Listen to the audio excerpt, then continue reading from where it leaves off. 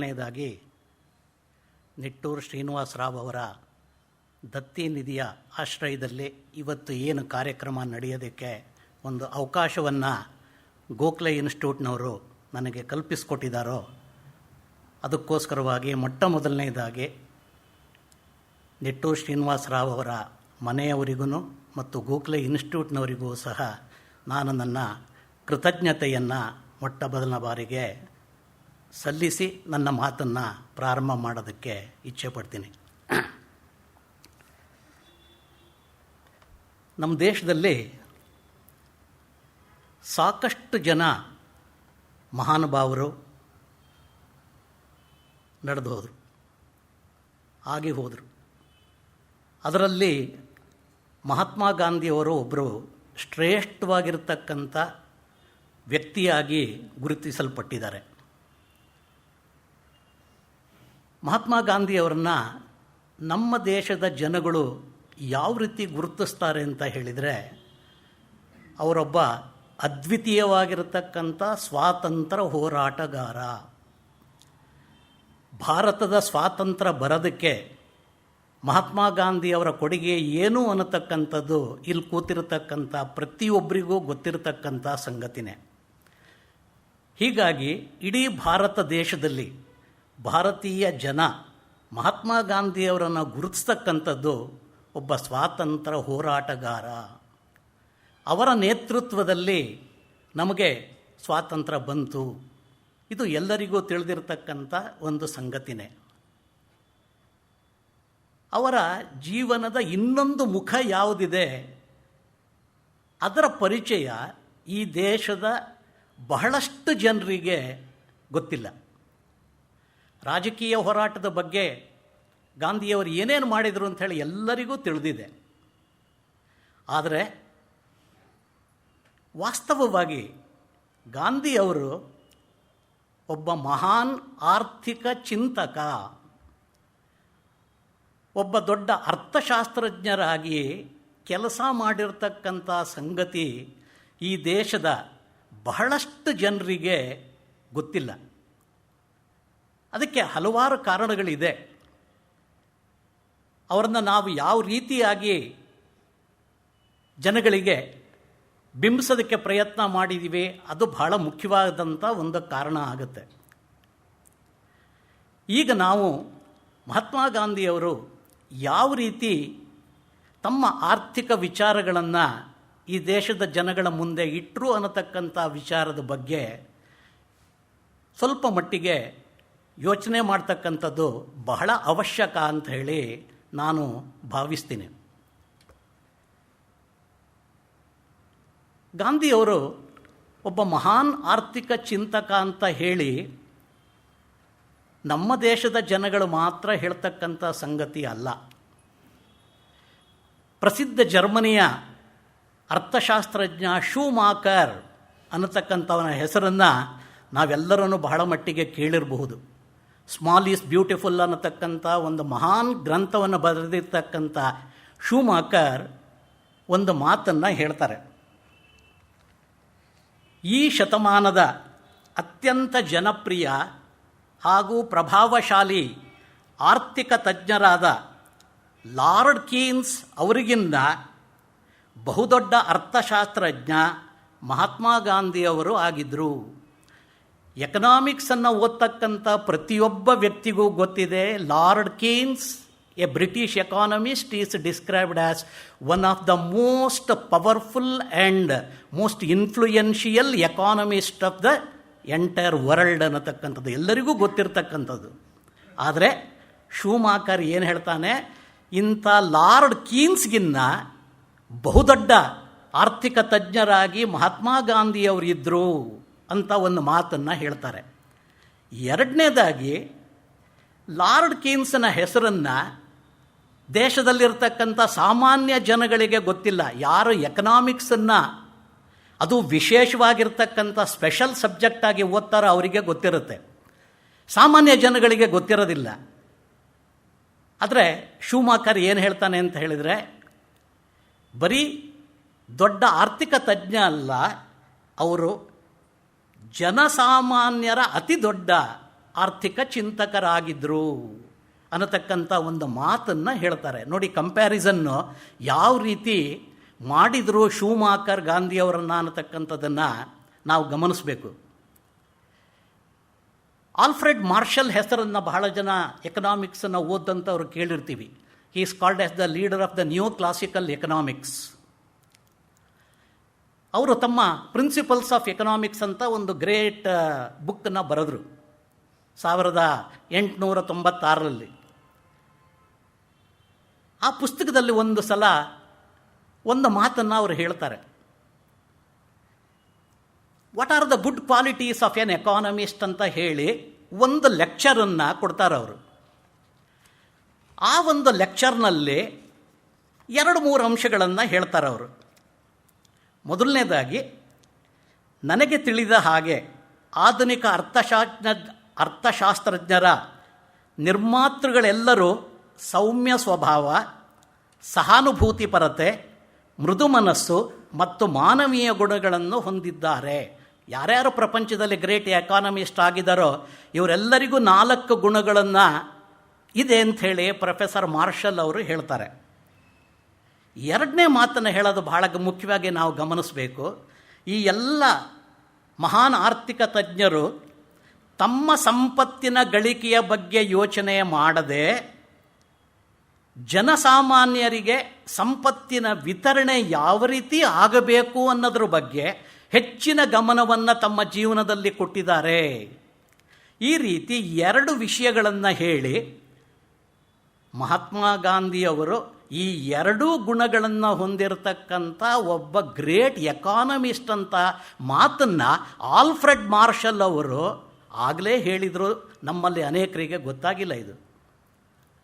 ಒಬ್ಬ ಜರ್ಮನ್ ಎಕಾನಮಿಸ್ಟು, ಒಬ್ಬ ಬ್ರಿಟಿಷ್ ಎಕಾನಮಿಸ್ಟು ಗಾಂಧಿಯವರ ವ್ಯಕ್ತಿತ್ವ ಏನು ಅನ್ನತಕ್ಕಂಥದ್ದನ್ನು ಆಳವಾಗಿ ಅಭ್ಯಾಸ ಮಾಡಿ ಈ ಮಾತನ್ನು ಹೇಳಿದ್ದಾರೆ.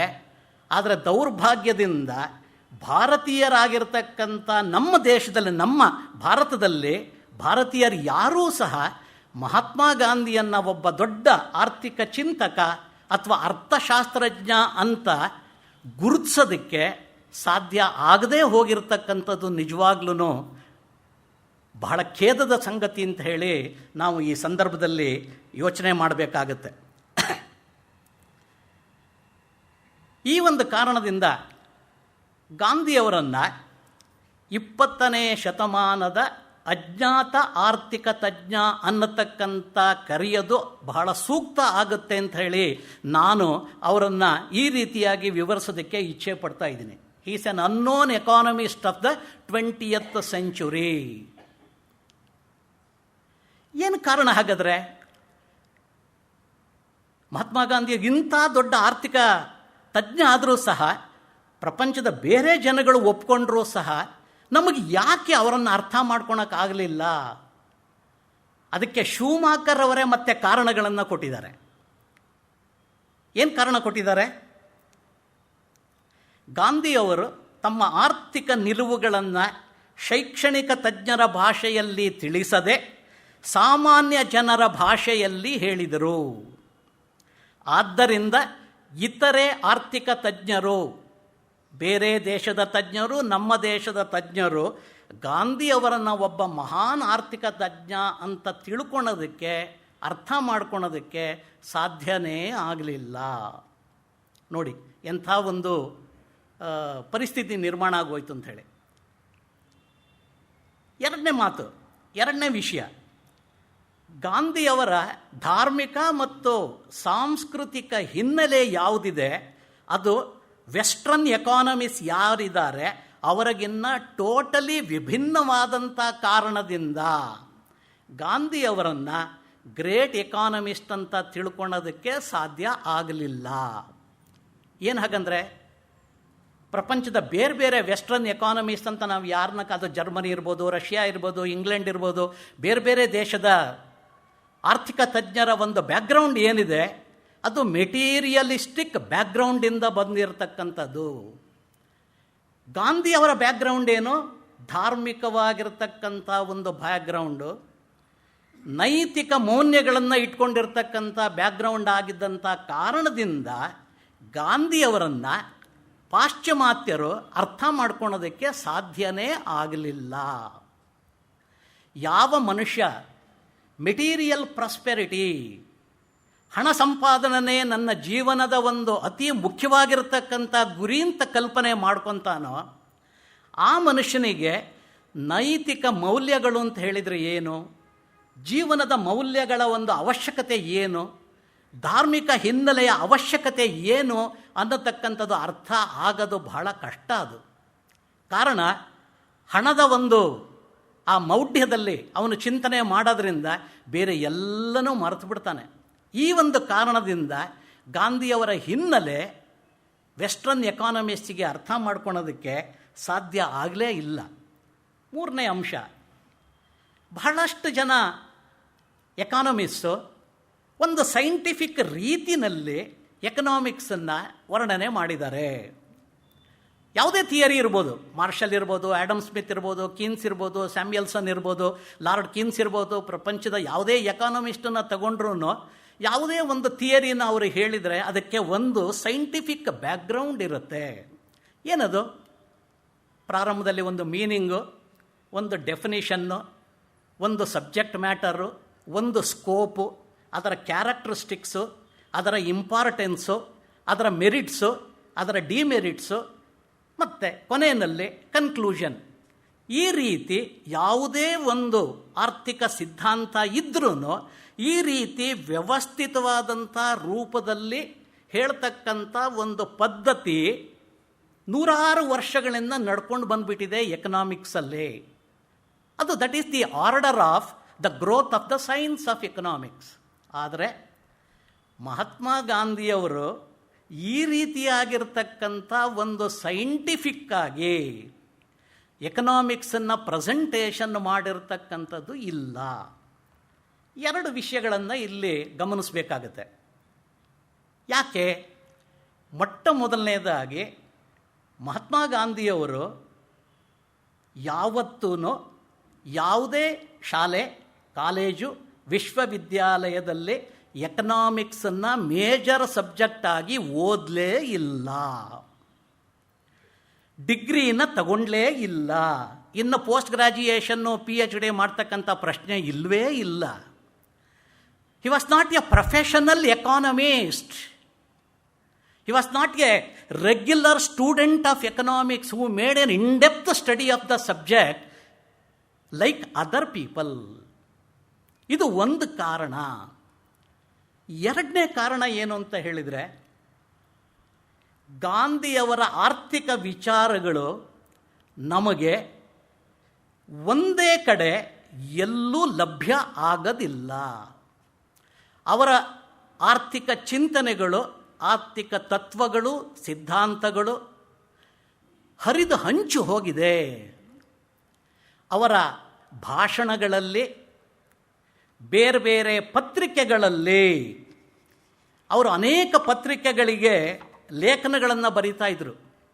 ಉದಾಹರಣೆಗೆ ಹರಿಜನ ಪತ್ರಿಕೆ, ಯಂಗ್ ಇಂಡಿಯಾ ಪತ್ರಿಕೆ, ಹಿಂದೂ ಸ್ವರಾಜ್ ಪತ್ರಿಕೆ, ನವಜೀವನ ಪತ್ರಿಕೆ, ನ್ಯಾಷನಲ್ ಹೆರಾಲ್ಡ್, ಅಮೃತ ಬಜಾರ್ ಪತ್ರಿಕೆ, ಈ ಎಲ್ಲ ಪತ್ರಿಕೆಗಳಿಗೆ ರೆಗ್ಯುಲರ್ ಆಗಿ ಆರ್ಟಿಕಲ್ಗಳನ್ನು ಬರೀತಾ ಇದ್ದರು. ಅದರ ಜೊತೆಗೆ ಅವರು ಕೆಲವು ಪಾಂಪ್ಲೆಟ್ಸ್ಗಳನ್ನು ಪಬ್ಲಿಷ್ ಮಾಡಿದರು. ಪುಸ್ತಕಗಳನ್ನು ಬರೆದಿರಲಿಲ್ಲ, ಪಾಂಪ್ಲೆಟ್ಸ್ಗಳನ್ನು ಪಬ್ಲಿಷ್ ಮಾಡಿದರು. ಅನೇಕ ಭಾರತೀಯ ಮತ್ತು ವಿದೇಶೀಯ ಆರ್ಥಿಕ ತಜ್ಞರ ಜೊತೆಗೆ ಸಂವಾದನ ಮಾಡ್ತಾರೆ, ಚರ್ಚೆಯನ್ನು ಮಾಡ್ತಾರೆ. ಅನೇಕ ಕಾಲೇಜುಗಳಲ್ಲಿ, ಅನೇಕ ಸಂದರ್ಭಗಳಲ್ಲಿ ಲೆಕ್ಚರನ್ನು ಗಾಂಧಿಯವರು ಕೊಟ್ಟಿದ್ದಾರೆ. ಒಂದೊಂದು ಸಂದರ್ಭದಲ್ಲಿ ಒಂದೊಂದು ಆರ್ಟಿಕಲ್ ಬರೆದಾಗ ಒಂದೊಂದು ವಿಷಯದ ಬಗ್ಗೆ ಹೇಳಿದ್ದಾರೆ. ಅವ್ರು ಹೇಳಿರತಕ್ಕಂಥ ಮಾತುಗಳಲ್ಲಿ ಒಂದಕ್ಕೆ ಒಂದು ಸಂಬಂಧ ಇಲ್ಲ. 20ನೇ ದಶಕದಲ್ಲಿ ಹೇಳಿದಂಥ ಮಾತುಗಳೇ ಬೇರೆ, 30ನೇ ದಶಕದಲ್ಲಿ ಹೇಳಿದಂಥ ಮಾತುಗಳೇ ಬೇರೆ, 40ನೇ ದಶಕದಲ್ಲಿ ಅವರು ಹೇಳಿರ್ತಕ್ಕಂಥ ಮಾತುಗಳೇ ಬೇರೆ.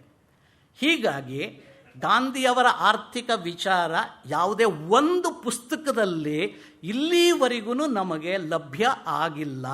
ಬಹಳ ಜನ ಪ್ರಯತ್ನ ಮಾಡಿದ್ದಾರೆ. ಗಾಂಧಿಯವರ ಬಗ್ಗೆ ಅನೇಕ ಪುಸ್ತಕಗಳು ಪ್ರಕಟವಾಗಿದೆ, ಎಕನಾಮಿಕ್ಸಲ್ಲಿ ಇಲ್ಲ ಅಂತಿಲ್ಲ. ಆದರೆ ಬರೀ ಆರ್ಥಿಕ ಗಾಂಧಿಯನ್ ಎಕನಾಮಿಕ್ಸ್ ಅನ್ನತಕ್ಕಂಥ ಟೈಟ್ಲಲ್ಲೇ ಬರೆದಿರ್ತಕ್ಕಂಥದ್ದು ಎಲ್ಲೋ ಕೆಲವು ಪುಸ್ತಕಗಳು ಮಾತ್ರ ಇದೆ. ಆ ಬರೆದಂಥ ಕೆಲವು ಪುಸ್ತಕಗಳಲ್ಲೂ ಸಹ ಎಲ್ಲ ಎಕನಾಮಿಕ್ ಕಾನ್ಸೆಪ್ಟ್ಗಳು ಏನಿದೆ ಅದು ಒಟ್ಟಿಗೆ ಬಂದಿಲ್ಲ. ಒಂದು ಪುಸ್ತಕದಲ್ಲಿ 4-5 ಕಾನ್ಸೆಪ್ಟು, ಇನ್ನೊಂದು ಪುಸ್ತಕದಲ್ಲಿ 4-5 ಕಾನ್ಸೆಪ್ಟು, ಒಂದು ಲೆಕ್ಚರ್ನಲ್ಲಿ ಇನ್ನೊಂದು ವಿಷಯ. ಹೀಗೆ ಅವರ ಆರ್ಥಿಕ ಚಿಂತನೆಗಳು ಹಂಚಿ ಹೋಗಿರೋದ್ರಿಂದ ವ್ಯವಸ್ಥಿತವಾಗಿರ್ತಕ್ಕಂಥ ರೂಪದಲ್ಲಿ ಪಾಶ್ಚಿಮಾತ್ಯ ಎಕಾನಮಿಸ್ಟ್ ಯಾವ ರೀತಿ ಎಕನಾಮಿಕ್ಸನ್ನು ಪ್ರೆಸೆಂಟ್ ಮಾಡಿದ್ರೋ ಆ ರೀತಿ ಅವರು ಮಾಡೋದಕ್ಕೆ ಸಾಧ್ಯ ಆಗಲಿಲ್ಲ. ಕಾರಣ ಸ್ಪಷ್ಟ, he was not an economist by nature. ಹಾಗಾಗಿ ಆ ಎಲ್ಲ ಹರಿದು ಹಂಚಿ ಹೋಗಿರ್ತಕ್ಕಂಥ ಅವರ ವಿಚಾರಗಳನ್ನು ಕಲೆಕ್ಟ್ ಮಾಡಿ ಅದನ್ನು ಕ್ರೋನಲಾಜಿಕಲ್ ಆರ್ಡರ್ನಲ್ಲಿ ಜೋಡಿಸಿ ಒಂದು ವ್ಯವಸ್ಥಿತವಾದಂಥ ರೂಪದಲ್ಲಿ ನಾವು ಅರೇಂಜ್ ಮಾಡಿದಾಗ ನಮಗೆ ಗಾಂಧಿಯವರ ಆರ್ಥಿಕ ಚಿಂತನೆಗಳ ಬಗ್ಗೆ ಒಂದು ಕಲ್ಪನೆ ಬರೋದಕ್ಕೆ ಸಾಧ್ಯತೆ ಉಂಟಾಗುತ್ತೆ. ಈ ಕಾರಣದಿಂದ ಬಹಳಷ್ಟು ಜನ ವ್ಯಕ್ತಿಗಳಿಗೆ ನಮ್ಮ ದೇಶದಲ್ಲಿ ಮತ್ತು ಬೇರೆ ದೇಶದಲ್ಲಿರ್ತಕ್ಕಂಥ ಸಾಮಾನ್ಯ ಜನಗಳಿಗೆ, ಎಕಾನಮಿಸ್ಟಿಗೆ ಗಾಂಧಿಯವರು ಒಬ್ಬ ಗ್ರೇಟ್ ಎಕಾನಮಿಸ್ಟ್ ಅನ್ನತಕ್ಕಂಥದ್ದನ್ನು ತಿಳ್ಕೊಳೋದಕ್ಕೆ ಸಾಧ್ಯ ಆಗಲೇ ಇಲ್ಲ. ಇದು ಬಹಳ ಪ್ರಮುಖವಾಗಿರ್ತಕ್ಕಂಥ ಒಂದು ಕಾರಣ ಅಂತ ಹೇಳಿ ನಾವು ಗಮನಿಸ್ಬೋದು. ಗಾಂಧಿಯವರು ಯಾವುದೇ ಹೊಸ ವಿಚಾರಗಳನ್ನು ತಿಳಿಸ್ಲಿಲ್ಲ ನಮಗೆ. ಯಾವ ರೀತಿ ಸ್ಯಾಮ್ಯುಯಲ್ಸನ್ ಇರ್ಬೋದು, ಲಾರ್ಡ್ ಕೀನ್ಸ್ ಇರ್ಬೋದು, ಮಾರ್ಷಲ್ ಇರ್ಬೋದು, ಒಂದೊಂದು ಹೊಸ ಸಿದ್ಧಾಂತಗಳನ್ನು ಎಕನಾಮಿಕ್ಸ್ ಪುಸ್ತಕದಲ್ಲಿ ಬರೆದು ಇವತ್ತೂ ನಾವು ಅದನ್ನು ಓದಿ ಕಾಲೇಜಲ್ಲಿ ಪಾಠ ಮಾಡ್ತೀವೋ ಆ ರೀತಿಯಾಗಿರ್ತಕ್ಕಂಥ ಯಾವುದೇ ಹೊಸ ತತ್ವ ಸಿದ್ಧಾಂತ, economic theory, economic principle, economic doctrine, economic ಫಿಲಾಸಫಿನ ಅವರು ಹೊಸದಾಗಿ ಯಾವುದನ್ನು ಹೇಳಲಿಲ್ಲ. ಏನು ಮಾಡಿದ್ರು ಹಾಗಾರೆ? ಅವರು ಮಾಡಿರೋದು ಒಂದೇ ಒಂದು ಕೆಲಸ, ಇರ್ತಕ್ಕಂಥ ಭಾರತೀಯ ಒಂದು ಚಿಂತನೆಯಲ್ಲಿ, ಭಾರತೀಯ ಚಿಂತನೆಯಲ್ಲಿ ಏನೇನು ಒಳ್ಳೆಯ ಅಂಶಗಳಿದೆಯೋ ಅದರ ಪುನರ್ನಿರೂಪಣೆಯ ಪ್ರಯತ್ನವನ್ನು ಮಾತ್ರ ಗಾಂಧಿಯವರು ಮಾಡಿದ್ದಾರೆ ಹೊರತು ಯಾವುದೇ ಒಂದು ಹೊಸದಾಗಿರ್ತಕ್ಕಂಥ ಸಿದ್ಧಾಂತವನ್ನು ಅವರು ತಂದುಕೊಟ್ಟಿಲ್ಲ. ನಾನು ಮುಂದೆ ಗಾಂಧಿಯವರ ವಿಚಾರ ಹೇಳಿದಾಗ ನಿಮಗದು ಜ್ಞಾಪಕಕ್ಕೆ ಬರ್ಬೋದು ಅಂಥೇಳಿ ಅನ್ನೋದಕ್ಕೋಸ್ಕರ ಈ ಮಾತನ್ನು ನಾನು ನಿಮಗೆ ಪ್ರಾರಂಭದಲ್ಲಿ ತಿಳಿಸೋದಕ್ಕೋಸ್ಕರ ಇಷ್ಟಪಡ್ತಾ ಇದ್ದೀನಿ.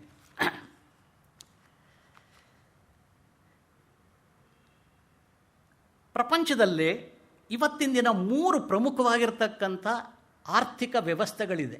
Capitalism, socialism, extreme form of socialism is communism and mixed economy. ಈ 3 ಆರ್ಥಿಕ ವ್ಯವಸ್ಥೆಗಳಿದೆ ಪ್ರಪಂಚದಲ್ಲಿ. ಇದಕ್ಕಿಂತ ಮುಂಚೆ ಅನೇಕ ಇಸಮ್ಗಳನ್ನು ನಾವು ಕೇಳಿದ್ದೀವಿ. ಫ್ಯೂಡಲಿಸಮ್, ಮರ್ಕೆಂಟಲಿಸಮ್, ಕಲೋನಿಯಲಿಸಮ್, ಇಂಪೀರಿಯಲಿಸಮ್, ಫ್ಯಾಸಿಸಮ್, ಈ ಇಸಮ್ಗಳನ್ನು ಕೇಳಿದ್ದೀವಿ. ಅದರ ಜೊತೆಗೆ ಕ್ಯಾಪಿಟಲಿಸಮ್, ಸೋಷಿಯಲಿಸಮ್, ಕಮ್ಯುನಿಸಮ್ ಮತ್ತು ಮಿಕ್ಸ್ಡ್ ಎಕಾನಮಿ, ಇದಿಷ್ಟು ಅನೇಕ ಆರ್ಥಿಕ ಚಿಂತನೆಗಳಿಗೆ ಬೇಸಿಸ್ ಆಗಿರತಕ್ಕಂಥ ಇಸಮ್ಗಳು ಮತ್ತು ಎಕನಾಮಿಕ್ ಮಾಡೆಲ್ಸ್. ಇದನ್ನು ಗಾಂಧಿಯವರು ಗಮನಿಸ್ತಾರೆ. ಅದೆಲ್ಲನೂ ನೋಡಿದ ಮೇಲೆ ಒಂದು ಕನ್ಕ್ಲೂಷನ್ನಿಗೆ ಬರ್ತಾರೆ ಅವರು. ಒಂದೇ ಒಂದು ಕನ್ಕ್ಲೂಷನ್, ಇನ್ನೇನೂ ಇಲ್ಲ. ಅವರು ಹೇಳ್ತಾರೆ, ಈ ಎಲ್ಲ ಇಸಮ್ಗಳು, ಈ ಎಲ್ಲ ಎಕನಾಮಿಕ್ ಸಿಸ್ಟಮ್ಗಳು ಯಾವುದು ಇದೆ ಪ್ರಪಂಚದಲ್ಲಿ, ಆ ಯಾವ ಇಸಮ್ ಅಥವಾ ಎಕನಾಮಿಕ್ ಸಿಸ್ಟಮ್ಮನ್ನು ಸಹ ಪ್ರಪಂಚದ ಸಾಮಾನ್ಯ ಜನಗಳ ಮೂಲಭೂತ ಆರ್ಥಿಕ ಸಮಸ್ಯೆಗಳನ್ನು ಬಗೆಹರಿಸಿ ಸಾಮಾನ್ಯ ಜನರ ಜೀವನವನ್ನು ಸುಖ ಸಂತೋಷಮಯ ಮಾಡೋದ್ರೊಳಗೆ ಅಟ್ಟರ್ ಫೇಲ್ಯೂರ್ ಆಗಿದೆ. ಇದು ಗಾಂಧಿಯವರ ಕನ್ಕ್ಲೂಷನ್. 1 ನಿಮಿಷಗಳ ಕಾಲ ನೀವೇ ಯೋಚನೆ ಮಾಡಿ. ಇಷ್ಟು ವರ್ಷಗಳಾದ್ರೂ ಸಹ, ಶತಮಾನಗಳಾದ್ರೂ ಸಹ ಅಮೇರಿಕಾದಲ್ಲೇ, ಯಾವುದನ್ನು ನಾವು one of the most richest country ಅಂತ ನಾವು ಕರಿತೀವಿ, ಅಲ್ಲಿ ಸಾಮಾನ್ಯ ಅಮೇರಿಕನ್ ಪ್ರಜೆ ಸಂತೋಷ, ಸಂತೃಪ್ತ, ಸಮಾಧಾನಕರವಾದಂಥ ಜೀವನವನ್ನು ಇವತ್ತು ಮಾಡ್ತಾ ಇದ್ದಾನ ಅನ್ನತಕ್ಕಂಥ ಪ್ರಶ್ನೆಗೆ ಏನು ಉತ್ತರ ಅಂತ ಹೇಳಿ ನೀವೇ ಯೋಚನೆ ಮಾಡಿ ನಿಮ್ಮ ಮನಸ್ಸಿನಲ್ಲಿ ಕನ್ಕ್ಲೂಷನ್ನಿಗೆ ತಗೊಳ್ಳಿ.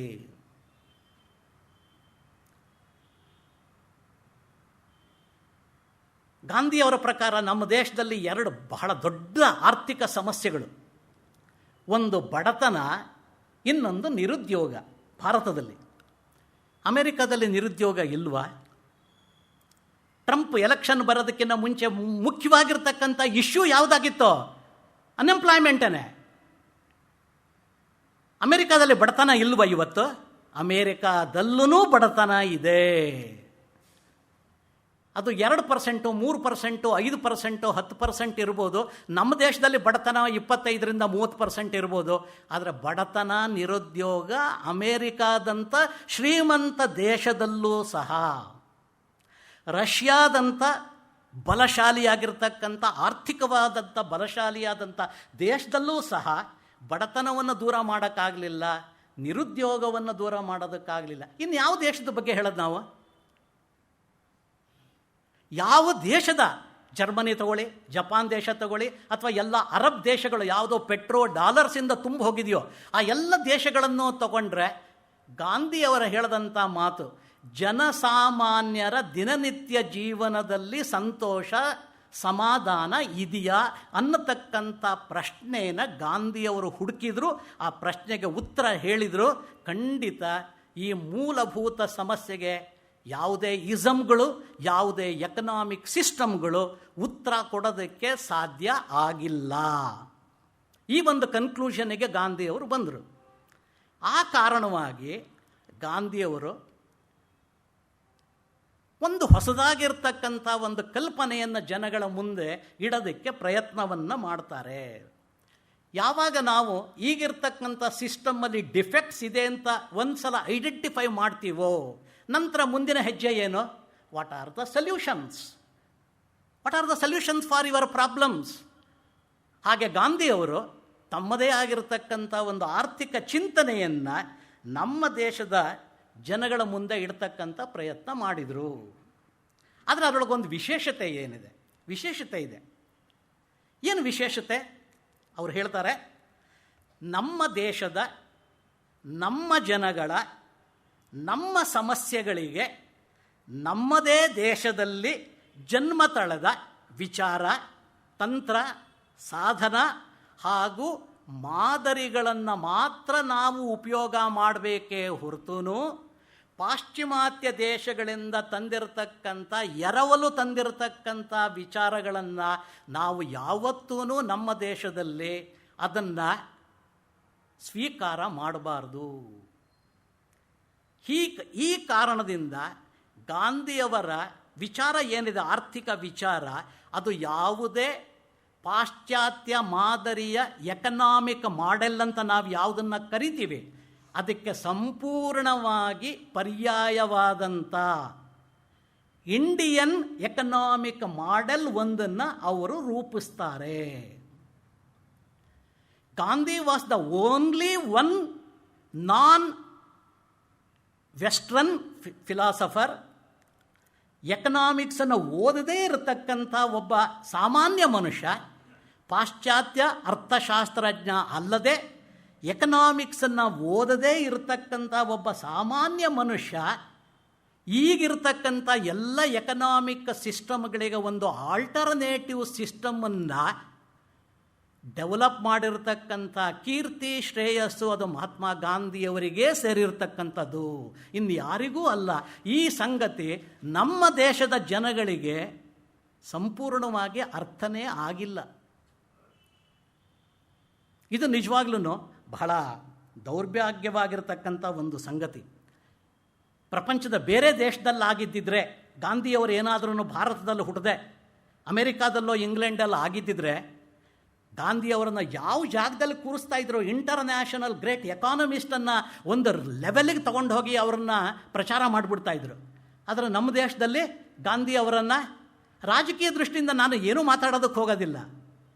ನಾನು ಎಕನಾಮಿಕ್ಸಿಗೆ ಸಂಬಂಧಪಟ್ಟಂಥ ವಿಚಾರ ಮಾತ್ರ ಮಾತಾಡ್ತಾ ಇದ್ದೀನಿ. ಅವರನ್ನು ಯಾವ ರೀತಿ ಯಾವ ಸ್ಥಳದಲ್ಲಿ ಇಡಬೇಕಾಗಿತ್ತು ನಿಜವಾಗ್ಲೂ ಆ ಜಾಗದಲ್ಲಿ ಅವರನ್ನು ಇವತ್ತಿನ ದಿನ ಕೂರಿಸಲಿಲ್ಲ.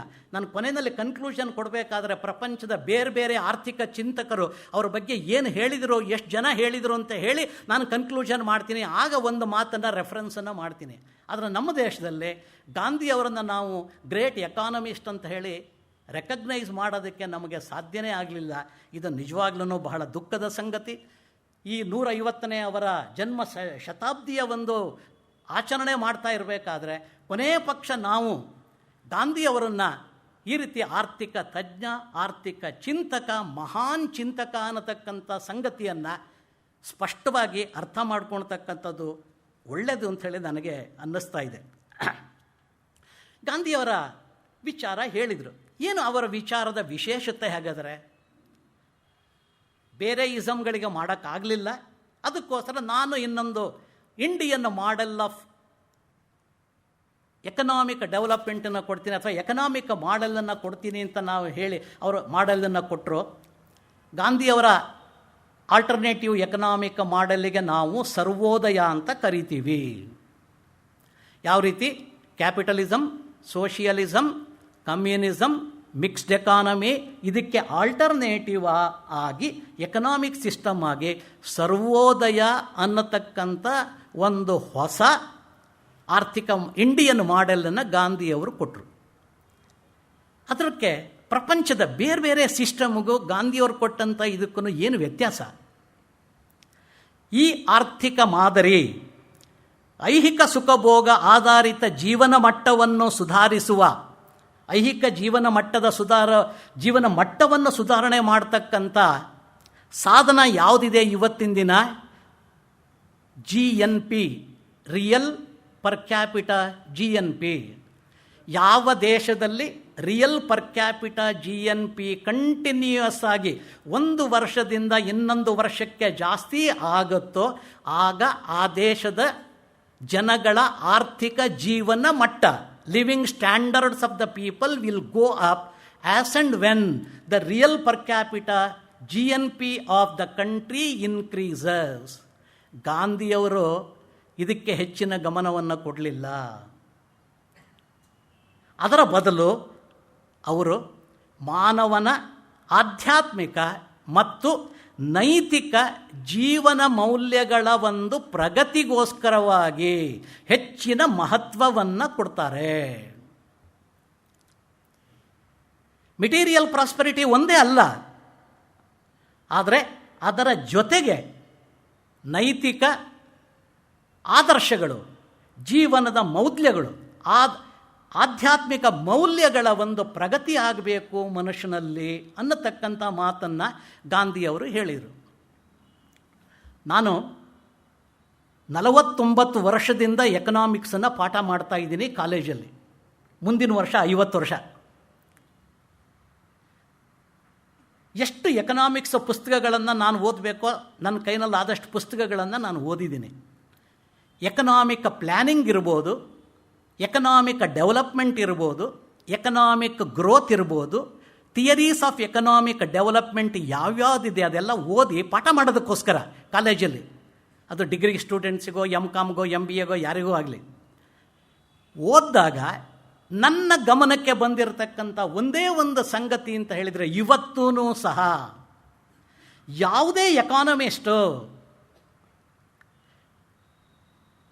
Material prosperity, increase in GNP, increase in living standards of the people ಅನ್ನತಕ್ಕಂಥ ವಿಚಾರ ಬಿಟ್ಟು ನೈತಿಕ ಮೌಲ್ಯಗಳ ಪ್ರಗತಿ ಆಗಬೇಕು, ಆಧ್ಯಾತ್ಮಿಕ ಪ್ರಗತಿ ಆಗಬೇಕು, ಮನುಷ್ಯನ ಸರ್ವತೋಮುಖವಾಗಿರತಕ್ಕಂಥ ಬೆಳವಣಿಗೆ ಆಗಬೇಕು ಅನ್ನತಕ್ಕಂಥ ಒಂದು ವಿಚಾರವನ್ನು ನಾನು ಎಲ್ಲೂ ಕೇಳಿಲ್ಲ. ನೀವು ಇದರೊಳಗೆ ಎಷ್ಟು ಜನ ಎಕನಾಮಿಕ್ಸನ್ನು ಓದೋರು ಇದ್ದೀರೋ ನನಗೆ ಗೊತ್ತಿಲ್ಲ. ಯಾವುದೇ ಪುಸ್ತಕ ಓದಿ ನೀವು, ಅದು ಇತ್ತೀಚೆಗಂತೂ ನೊಬೆಲ್ ಪ್ರೈಸ್ ಬಂದಿರತಕ್ಕಂಥವರು ಅಮೆರಿಕಾ ದೇಶದ 3-4 ಜನರಿಗೆ ನೊಬೆಲ್ ಪ್ರೈಸ್ ಬಂದಿರೋದು ಯಾವುದು? ಥಿಯರಿ ಆಫ್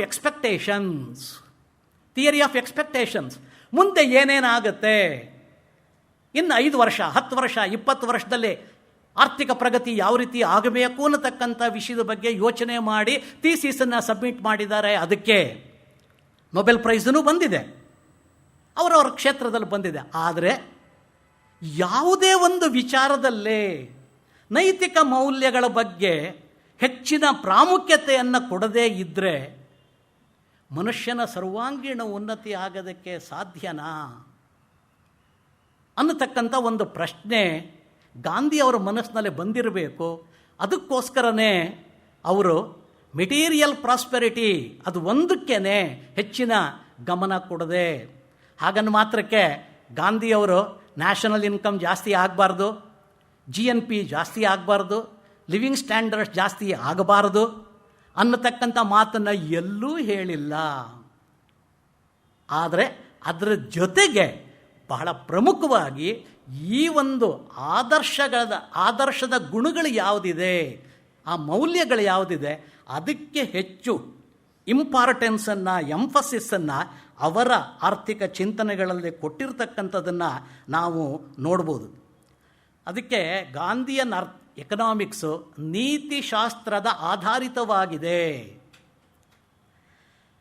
ಎಕನಾಮಿಕ್ಸ್ ತನ್ನ ನಿಜವಾದಂಥ ಒಂದು ಯೋಗ್ಯತೆಯನ್ನು ಉಳಿಸ್ಕೊಳ್ಬೇಕಾದ್ರೆ economics as a subject if it has to remain permanently, ಗಾಂಧಿಯವರು ಎರಡು ಮಾತನ್ನು ಹೇಳ್ತಾರೆ. ಒಂದು ಧಾರ್ಮಿಕ ಮತ್ತು ಆಧ್ಯಾತ್ಮಿಕತೆಯನ್ನು ಅದು ಒಳಗೊಂಡಿರಬೇಕು, ಇಲ್ಲದೇ ಇದ್ದರೆ ಅದು ಎಕನಾಮಿಕ್ಸ್ ಆಗೋದಕ್ಕೆ ಸಾಧ್ಯನೇ ಇಲ್ಲ. ಇದು ಗಾಂಧಿಯವರು ಎಕನಾಮಿಕ್ಸನ್ನ ಡಿಸ್ಕ್ರೈಬ್ ಮಾಡಿದಂಥ ಒಂದು ರೀತಿ. ಇದನ್ನು ಈ ಒಂದು ವಿಚಾರ ಏನಿದೆ, ಭೌತಿಕ ಪ್ರಗತಿ ಆಧ್ಯಾತ್ಮಿಕ ಪ್ರಗತಿ, ಈ ಎರಡನ್ನೂ ಕಂಬೈನ್ ಮಾಡಿರತಕ್ಕಂಥದ್ದು ಸರ್ವೋದಯ ಮಾಡೆಲ್. ಪ್ರಪಂಚದಲ್ಲಿ ಇಲ್ಲಿಯವರೆಗೆ ಯಾರೂ ಈ ಕೆಲಸವನ್ನು ಮಾಡಿಲ್ಲ. ಆತ್ಮೀಯರೇ, ದಯವಿಟ್ಟು ಈ ವಿಷಯನ ಗಮನಿಸಬೇಕು ನಾವು. ಇದು ಗಾಂಧಿಯವರು ಕೊಟ್ಟಿರತಕ್ಕಂಥ ಒಂದು new economic model for the people of India. ಇದನ್ನು ಆಚಾರ್ಯ ಬ್ರಜೇಂದ್ರನಾಥ್ ಅನ್ನತಕ್ಕಂಥವರು ತಮ್ಮದೇ ಆದಂಥ ರೀತಿಯಲ್ಲಿ ವರ್ಣನೆ ಮಾಡಿದ್ದಾರೆ. ಗಾಂಧಿಯವರ ಆ ಒಂದು ಥಿಂಕಿಂಗ್ ಫಿಲಾಸಫಿ ಏನಿದೆ ಅದಕ್ಕೆ synthetic outlook of Indian philosophy. Synthetic outlook of Indian philosophy. Indian philosophy ಜೀವನವನ್ನು ಸರ್ವತೋಮುಖ ದೃಷ್ಟಿಯಿಂದ, ಏಕೀಕೃತ ದೃಷ್ಟಿಯಿಂದ ಯೋಚನೆ ಮಾಡುತ್ತೆ ಹೊರತು ಪ್ರತಿಯೊಂದನ್ನು ವಿಭಾಗವಾಗಿ ಎಕನಾಮಿಕ್ಸ್ ಬೇರೆ, ಪೊಲಿಟಿಕಲ್ ಸೈನ್ಸ್ ಬೇರೆ, ಸೋಷಿಯಾಲಜಿ ಬೇರೆ, ಮೆಡಿಸಿನ್ ಬೇರೆ, ಎಂಜಿನಿಯರಿಂಗ್ ಬೇರೆ ಬೇರೆ ಅಂತ ಹೇಳಿ ಯಾವತ್ತೂ ಯೋಚನೆ ಮಾಡಿಲ್ಲ. ಅದರ ಬದಲಾಗಿ ಇಂಟೆಗ್ರೇಟೆಡ್ ಅಪ್ರೋಚ್, ಅದು ಭಾರತೀಯ ಫಿಲಾಸಫಿಯ ಒಂದು ವಿಶೇಷತೆ. ಅದಕ್ಕೆ ಭಾರತೀಯ ತತ್ವಶಾಸ್ತ್ರದ ಸಮನ್ವಯ ಸಮೀಕರಣ ಪ್ರವೃತ್ತಿ ಅನ್ನತಕ್ಕಂಥ ಹೆಸರನ್ನು ಕೊಟ್ಟಿದ್ದಾರೆ. ಅದು ಗಾಂಧಿಯವರು ಮಾಡಿರತಕ್ಕಂಥ ಕೆಲಸ. ಗಾಂಧಿಯವರ ದೃಷ್ಟಿಯಲ್ಲಿ ಒಂದು ಎಕನಾಮಿಕ್ ಸಿಸ್ಟಮಲ್ಲಿ ಏನಿರಬೇಕಾದ್ರೆ ಏನಿರಬೇಕು, ಯಾವುದೇ ಎಕನಾಮಿಕ್ಸ್, ಈಗ ಈ ಎಲ್ಲ ಇಸಮ್ಗಳು ಎಕನಾಮಿಕ್ ಸಿಸ್ಟಮ್ಗಳು ಫೇಲ್ಯೂರ್ ಆಯಿತು ಅಂತ ಹೇಳಿದ್ವಲ್ಲ, ಮೂಲಭೂತ ಆರ್ಥಿಕ ಸಮಸ್ಯೆಗಳನ್ನು ಸಾಲ್ವ್ ಮಾಡೋದಕ್ಕೆ ಫೇಲ್ಯೂರ್ ಆಯಿತು ಅಂತ ಹೇಳಿದ್ವಲ್ಲ, ಹಾಗಾದರೆ ಗಾಂಧಿಯವರ ದೃಷ್ಟಿನಲ್ಲಿ ಸಕ್ಸಸ್ ಆಗಬೇಕಾದ್ರೆ ಏನಿರಬೇಕಾಗಾದ್ರೆ ಒಂದು ಆರ್ಥಿಕ ವ್ಯವಸ್ಥೆಯಲ್ಲಿ ಅವರ ಪ್ರಕಾರ ಯಾವುದೇ ಆರ್ಥಿಕ ವ್ಯವಸ್ಥೆಯಲ್ಲಿ ಆ ದೇಶದ ಜನರಿಗೆ ಕನಿಷ್ಠತಮ ಆರ್ಥಿಕ ಅಗತ್ಯಗಳನ್ನು ಒದಗಿಸಬೇಕು. ಪ್ರತಿ ವ್ಯಕ್ತಿಗೂ ಸಮತೋಲಿತ ಆಹಾರ, balanced diet for each and every citizen of the country. ಅಗತ್ಯ ಪ್ರಮಾಣದ ಬಟ್ಟೆ. ಮೂರನೇದು, ವಾಸಕ್ಕೆ ಯೋಗ್ಯವಾಗಿರತಕ್ಕಂಥ ಮನೆ, ವಾಸಕ್ಕೆ ಯೋಗ್ಯವಾಗಿರತಕ್ಕಂಥ ಮನೆ. ನಾಲ್ಕನೇದು, ಮಕ್ಕಳಿಗೆ ಬೇಕಾಗಿರತಕ್ಕಂಥ ಅಗತ್ಯ ಶಿಕ್ಷಣ. ಐದನೇದು, ಅಗತ್ಯ ವೈದ್ಯಕೀಯ ಸೇವೆಗಳು. ಅಂದರೆ ಏನು, ಜೀವನದಲ್ಲಿ 5 ಮುಖ್ಯವಾಗಿರತಕ್ಕಂಥ ಬೇಸಿಕ್ ನೆಸಸರೀಸ್ ಅಂತ ನಾವು ಕರಿತೀವಿ ಎಕನಾಮಿಕ್ಸಲ್ಲಿ: food, clothing, shelter, education and medical facilities.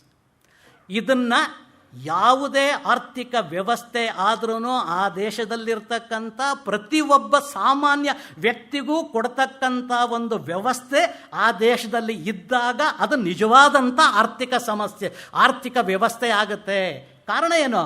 ಜನಸಾಮಾನ್ಯರ ಜೀವನ ಸುಖಮಯವಾಗಬೇಕಾದ್ರೆ ಇದೆಲ್ಲ ಅವಶ್ಯಕವಾಗಿರಬೇಕು.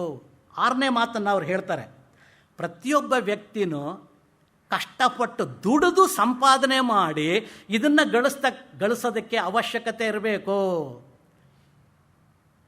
ಇವತ್ತು ಎಲ್ಲ ಕಡೆ ಏನು ನೋಡ್ತಾ ಇದ್ವಿ, ಸರ್ಕಾರದವರು ಇದನ್ನು ಫ್ರೀಯಾಗಿ ಕೊಡು, ಫ್ರಿಜ್ಜನ್ನು ಫ್ರೀಯಾಗಿ ಕೊಡು, ಟಿ ವಿಯನ್ನು ಫ್ರೀಯಾಗಿ ಕೊಡು, ಮಿಕ್ಸಿನ ಫ್ರೀಯಾಗಿ ಕೊಡು, ಪ್ರತಿಯೊಂದನ್ನು ಫ್ರೀಯಾಗಿ ಕೊಡು ಕೊಡು ಕೊಡು ಕೊಡು ಅಂತ ಹೇಳಿ ಜನಗಳು ಮಾಡ್ತಕ್ಕಂಥ ಕೆಲಸ ಮಾಡೋದನ್ನೇ ನಿಲ್ಲಿಸ್ತಕ್ಕಂಥ ಒಂದು ಸಿಸ್ಟಮನ್ನು ನಾವು ಕಾಣ್ತಾ ಇರಬೇಕಾದ್ರೆ ಗಾಂಧಿ ಅವರು ಅವತ್ತೇ ಹೇಳಿದರು, ಪ್ರತಿಯೊಬ್ಬ ವ್ಯಕ್ತಿನೂ ಕಷ್ಟಪಟ್ಟು ದುಡಿಯೋದಕ್ಕೆ ಅವಕಾಶ, ಅಂದರೆ ಉದ್ಯೋಗವನ್ನು ಕೊಡ್ತಕ್ಕಂಥ ಕೆಲಸ ಸರ್ಕಾರ ಮಾಡಬೇಕು. ಸರ್ಕಾರದ ಜೊತೆಗೆ ವ್ಯವಸ್ಥೆ ಮಾಡಬೇಕು. ಎಲ್ಲನೂ ಸರ್ಕಾರ ಮಾಡೋದಕ್ಕಾಗಲ್ಲ. ಆ ಆರ್ಥಿಕ ವ್ಯವಸ್ಥೆನಲ್ಲಿ ಪ್ರತಿಯೊಬ್ಬರಿಗೂ ದುಡಿಯೋದಕ್ಕೆ ವ್ಯವಸ್ಥೆ ಇರಬೇಕು ಅನ್ನತಕ್ಕಂಥ ಒಂದು ಮಾತನ್ನು ಹೇಳ್ತಾರೆ. ಆ ದೇಶದ ಸಂಪನ್ಮೂಲಗಳು ಸಂಪೂರ್ಣವಾಗಿ ದೇಶದ ಆರ್ಥಿಕ ಪ್ರಗತಿ, ಆರ್ಥಿಕ ಅಭಿವೃದ್ಧಿಗೋಸ್ಕರವಾಗಿ ಉಪಯೋಗ ಆಗ ಹಾಗಿರಬೇಕು. ಇದು ಒಂದು ನಿಜವಾದಂಥ ಆರ್ಥಿಕ ವ್ಯವಸ್ಥೆ. ಅದು ನಾನು ಏನು ಎಕ್ಸ್ಪೆಕ್ಟ್ ಮಾಡ್ತಾ ಇದ್ದೀನಿ ಅನ್ನತಕ್ಕಂಥದ್ದನ್ನು ಗಾಂಧಿಯವರು ತಿಳಿಸ್ಕೊಡ್ತಾರೆ. ಪ್ರಪಂಚದ ಬೇರೆ ಬೇರೆ ಎಕನಾಮಿಕ್ ಸಿಸ್ಟಮನ್ನು ನೀವು ಸ್ವಲ್ಪ ಗಮನಿಸಿದಾಗ, what is the basic objective of an economy? ಈ ಒಂದು ಪ್ರಶ್ನೆ ಹಾಕ್ಕೊಳ್ಳಿ.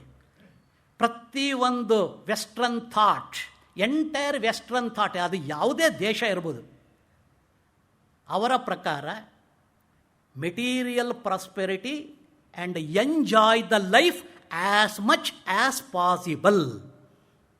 An individual has to enjoy his material life as much as possible. This is the ultimate goal of an economy. ಎಲ್ಲ ಆರ್ಥಿಕ ವ್ಯವಸ್ಥೆಗಳಲ್ಲಿ ಹೇಳಿರ್ತಕ್ಕಂಥ ಮಾತಿದು. ಒಂದು ರೀತಿಯಿಂದ ಸ್ವಲ್ಪ ಮಟ್ಟಿಗೆ ನಿಜ, ಇಲ್ಲ ಅಂತ ಹೇಳೋದಿಲ್ಲ. ಆದರೆ ಗಾಂಧಿಯವರು ಏನು ಹೇಳ್ತಾರೆ ಅಂತ ಹೇಳಿದರೆ, ಜೀವನದ ಉದ್ದೇಶ not the enjoyment of your material life, ಅದರ ಬದಲು ಪರಮೇಶ್ವರನ ಸಾಕ್ಷಾತ್ಕಾರ. ಇದು ಗಾಂಧಿಯವರು ಕೊಟ್ಟಿರತಕ್ಕಂಥ ಮೆಸೇಜ್, ಉದ್ದೇಶ. ಎಕಾನಮಿಗೆ ಉದ್ದೇಶ material prosperity, enjoyment of the physical life ಅಲ್ಲ, ಭಗವಂತನ ಸಾಕ್ಷಾತ್ಕಾರ ಮಾಡ್ತಕ್ಕಂಥದ್ದು. ಎಲ್ಲಪ್ಪ ಭಗವಂತನ ಸಾಕ್ಷಾತ್ಕಾರ ಸಾಮಾನ್ಯ ಜನಗಳಿಗೆ ಆಗತ್ತೆ? ಅದಕ್ಕೆ ಅವರು ಇನ್ನೊಂದು ಮಾರ್ಗನೂ ಹೇಳಿದರು. ಭಗವಂತನ ಸಾಕ್ಷಾತ್ಕಾರ ಯಾವ ರೀತಿ ಅಂತ ಹೇಳಿದರೆ, ಜನಗಳ ಮಾನವನ ಸೇವೆಯನ್ನು ಮಾಡುವುದರ ಮೂಲಕವಾಗಿ. ಜನಗಳ ಸೇವೆಯೇ ಜನಾರ್ದನ ಸೇವೆ ಅಂತ ನಾವು ಏನೋ ಒಂದು ಮಾತನ್ನು ಹೇಳ್ತೀವೋ, ಜನಗಳ ಸೇವೆಯನ್ನು ಮಾಡುವುದರ ಮೂಲಕವಾಗಿ ನಿನ್ನ ಜೀವನವನ್ನು ಸಾರ್ಥಕ ಮಾಡಿಕೋ.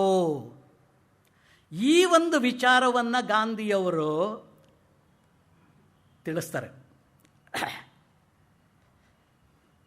ಅವರ ಮೂಲ ಉದ್ದೇಶ ಜನಹಿತ ಅಥವಾ ಜನ ಕಲ್ಯಾಣ. ಇದು ಬಿಟ್ಟರೆ ಎಂಟೈರ್ ಗಾಂಧಿಯನ್ ಎಕನಾಮಿಕ್ಸಲ್ಲಿ ನಾವಿನ್ನೇನೂ ಕಾಣೋದಕ್ಕೆ ಸಾಧ್ಯ ಇಲ್ಲ.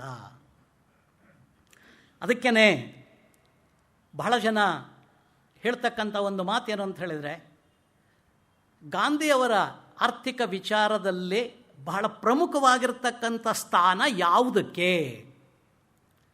ಅವರು ಕೊಟ್ಟಿರ್ತಕ್ಕಂಥದ್ದು ಪ್ರಮುಖ ಸ್ಥಾನ ಅಂತ ಹೇಳಿದರೆ, ಫಾರ್ ಎನ್ ಇಂಡಿವಿಜುವಲ್, ಒಬ್ಬ ಮನುಷ್ಯನಿಗೆ, ಮನುಷ್ಯನ ಸಾರ್ವಭೌಮತೆಯನ್ನು ಗಾಂಧಿಯವರು ಎತ್ತಿ ಹಿಡಿದರು.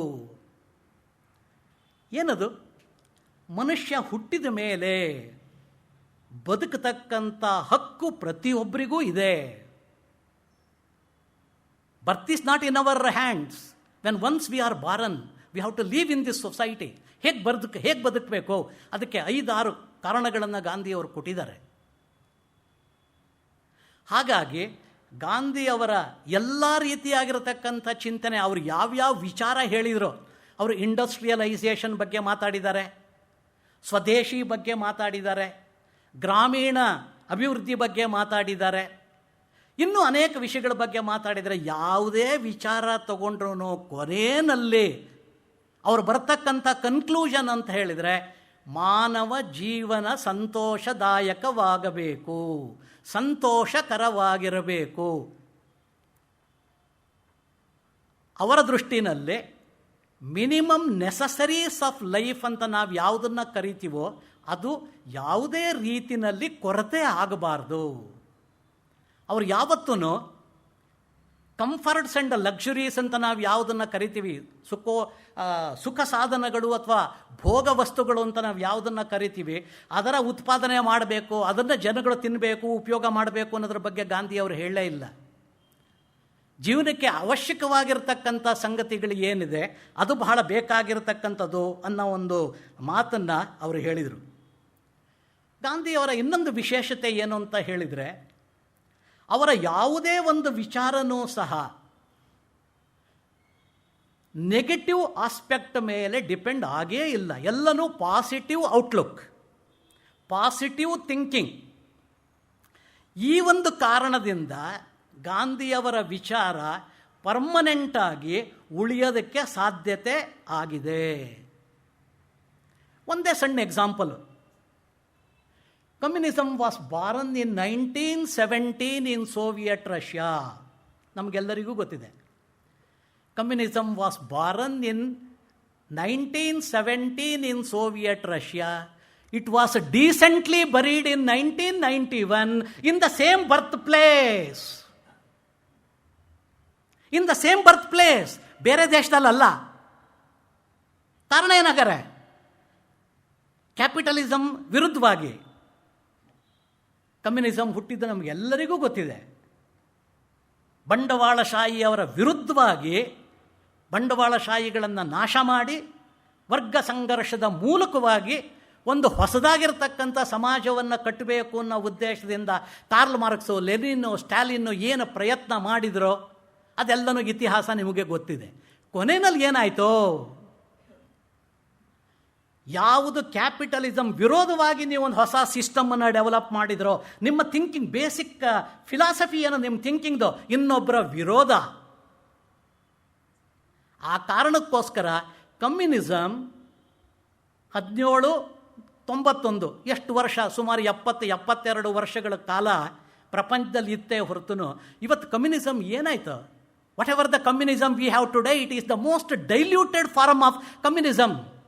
ಕಾರ್ಲ್ ಮಾರ್ಕ್ಸ್ ಏನು ಹೇಳ್ದ, ಲೆನಿನ್ ಏನು ಹೇಳ್ದ, ಸ್ಟಾಲಿನ್ ಏನು ಹೇಳ್ದ, ಹೆಗೆಲ್ ಏನು ಹೇಳ್ದ, ಆ ಯಾವುದೇ ಕಮ್ಯುನಿಸ್ಟ್ ಫಿಲಾಸಫಿ ಇವತ್ತು ರಷ್ಯಾದಲ್ಲೂ ಇಲ್ಲ, ಚೈನಾದಲ್ಲೂ ಇಲ್ಲ. ಗಾಂಧಿಯವರು ಇದನ್ನೆಲ್ಲ ಯೋಚನೆ ಮಾಡಿದರು.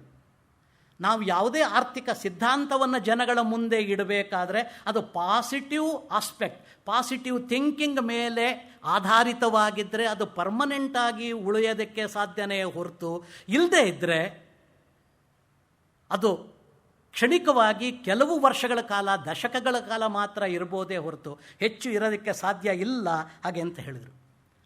ಗಾಂಧಿಯವರ ಆರ್ಥಿಕ ಚಿಂತನೆಗೆ ಬೇಸಿಸ್ ಏನಾಗರೆ 4: ಸತ್ಯ, ಅಹಿಂಸೆ, ಪ್ರೀತಿ, ಅಪರಿಗ್ರಹ. ಈ 4 principles, they are the basic foundations of Gandhian economics. ಸತ್ಯ ಅಂದರೆ ಏನೋ ನಮಗೆ ಗೊತ್ತು, ಅಹಿಂಸೆ ಅಂದರೆ ಏನಂತ ನಮಗೆ ಗೊತ್ತು, ಪ್ರೀತಿ ಅಂದರೆ ಏನು ನಮಗೆ ಗೊತ್ತು, ಅಪರಿಗ್ರಹ. ಈ ಅಪರಿಗ್ರಹ ಅಂತ ಹೇಳಿದರೆ ಇದು ಸಂಸ್ಕೃತ ಜನ್ಯ ಪದ, ಆಸ್ತೇಯ ಮತ್ತು ಅಪರಿಗ್ರಹ. ಆಸ್ತೇಯ ಅಂತ ಹೇಳಿದರೆ ಸುಳ್ಳು ಹೇಳದೇ ಇರತಕ್ಕಂಥದ್ದು ಆಸ್ತೇಯ.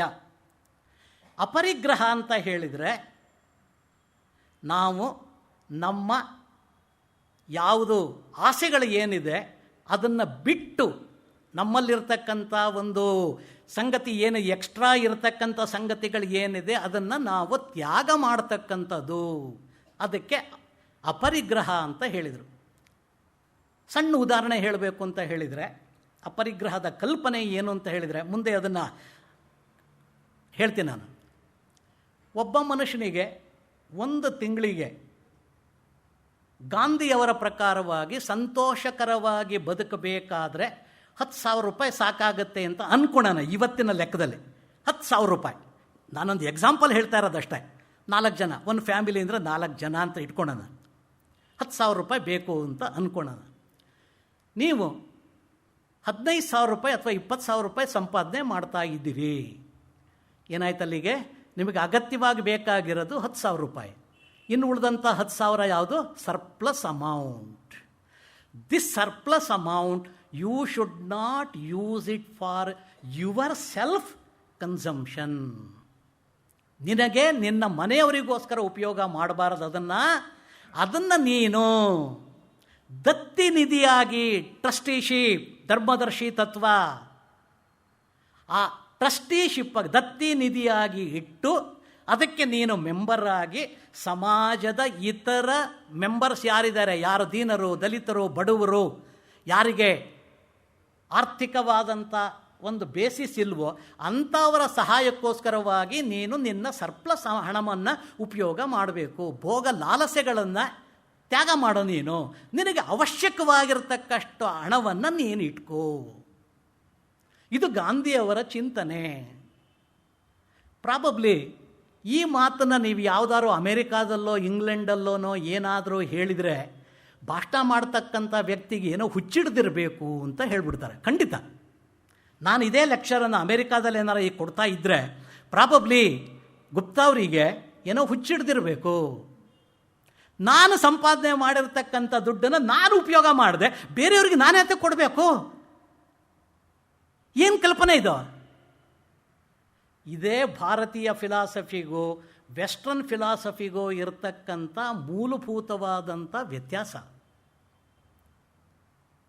ನಮ್ಮ ದೇಶದ ಹಿಂದೆ ಋಷಿಮುನಿಗಳ ಜೀವನವನ್ನು ನೋಡಿ ಏನು ಮಾಡಿದ್ರು ಅವರು, ಯಾವ ರೀತಿ ಬದುಕಿದ್ರು, ಯಾವ ರೀತಿ ಬಾಳಿದ್ರು, ಅದೆಲ್ಲನೂ ನಾವು ಸ್ವಲ್ಪ ಗಮನಿಸಿ ಜ್ಞಾಪಕ ಮಾಡ್ಕೊಂತು ಅಂತ ಹೇಳಿದರೆ ಗಾಂಧಿಯವರು ಹೇಳಿರೋದ್ರೊಳಗೆ ಏನೂ ಹೊಸದಿಲ್ಲ. ಈ ದೇಶದಲ್ಲಿ ಏನು ಇತ್ತು ಅದನ್ನೇ ಮತ್ತೆ ಪುನಃಸ್ಮರಣೆಯನ್ನು ಮಾಡಿದರು, ಪುನರುಚ್ಚಾರವನ್ನು ಮಾಡಿದರು. ಅದನ್ನು ರೀಕನ್ಸ್ಟ್ರಕ್ಷನ್ ಮಾಡಬೇಕು, ರೀಸ್ಟ್ರಕ್ಚರ್ ಮಾಡಬೇಕು, ರೀಫಾರಮ್ ಮಾಡಬೇಕು ಅನ್ನತಕ್ಕಂಥ ಉದ್ದೇಶ ಇತ್ತೇ ಹೊರತು ಯಾವುದೇ ಹೊಸ ಥಿಯರಿನ ಹೇಳಬೇಕು, ನಾನೊಬ್ಬ ಗ್ರೇಟ್ ಎಕಾನಮಿಸ್ಟ್ ಆಗಬೇಕು ಅನ್ನತಕ್ಕಂಥ ಕಲ್ಪನೆ ಗಾಂಧಿಯವರಿಗೆ ಇರಲಿಲ್ಲ. ಗಾಂಧಿಯವರ ಮಾರ್ಗ ಏನಾಗರೆ? ಗಾಂಧಿಯವರು ಅನುಸರಿಸಿದ ಮಾರ್ಗ ಯಾವುದು?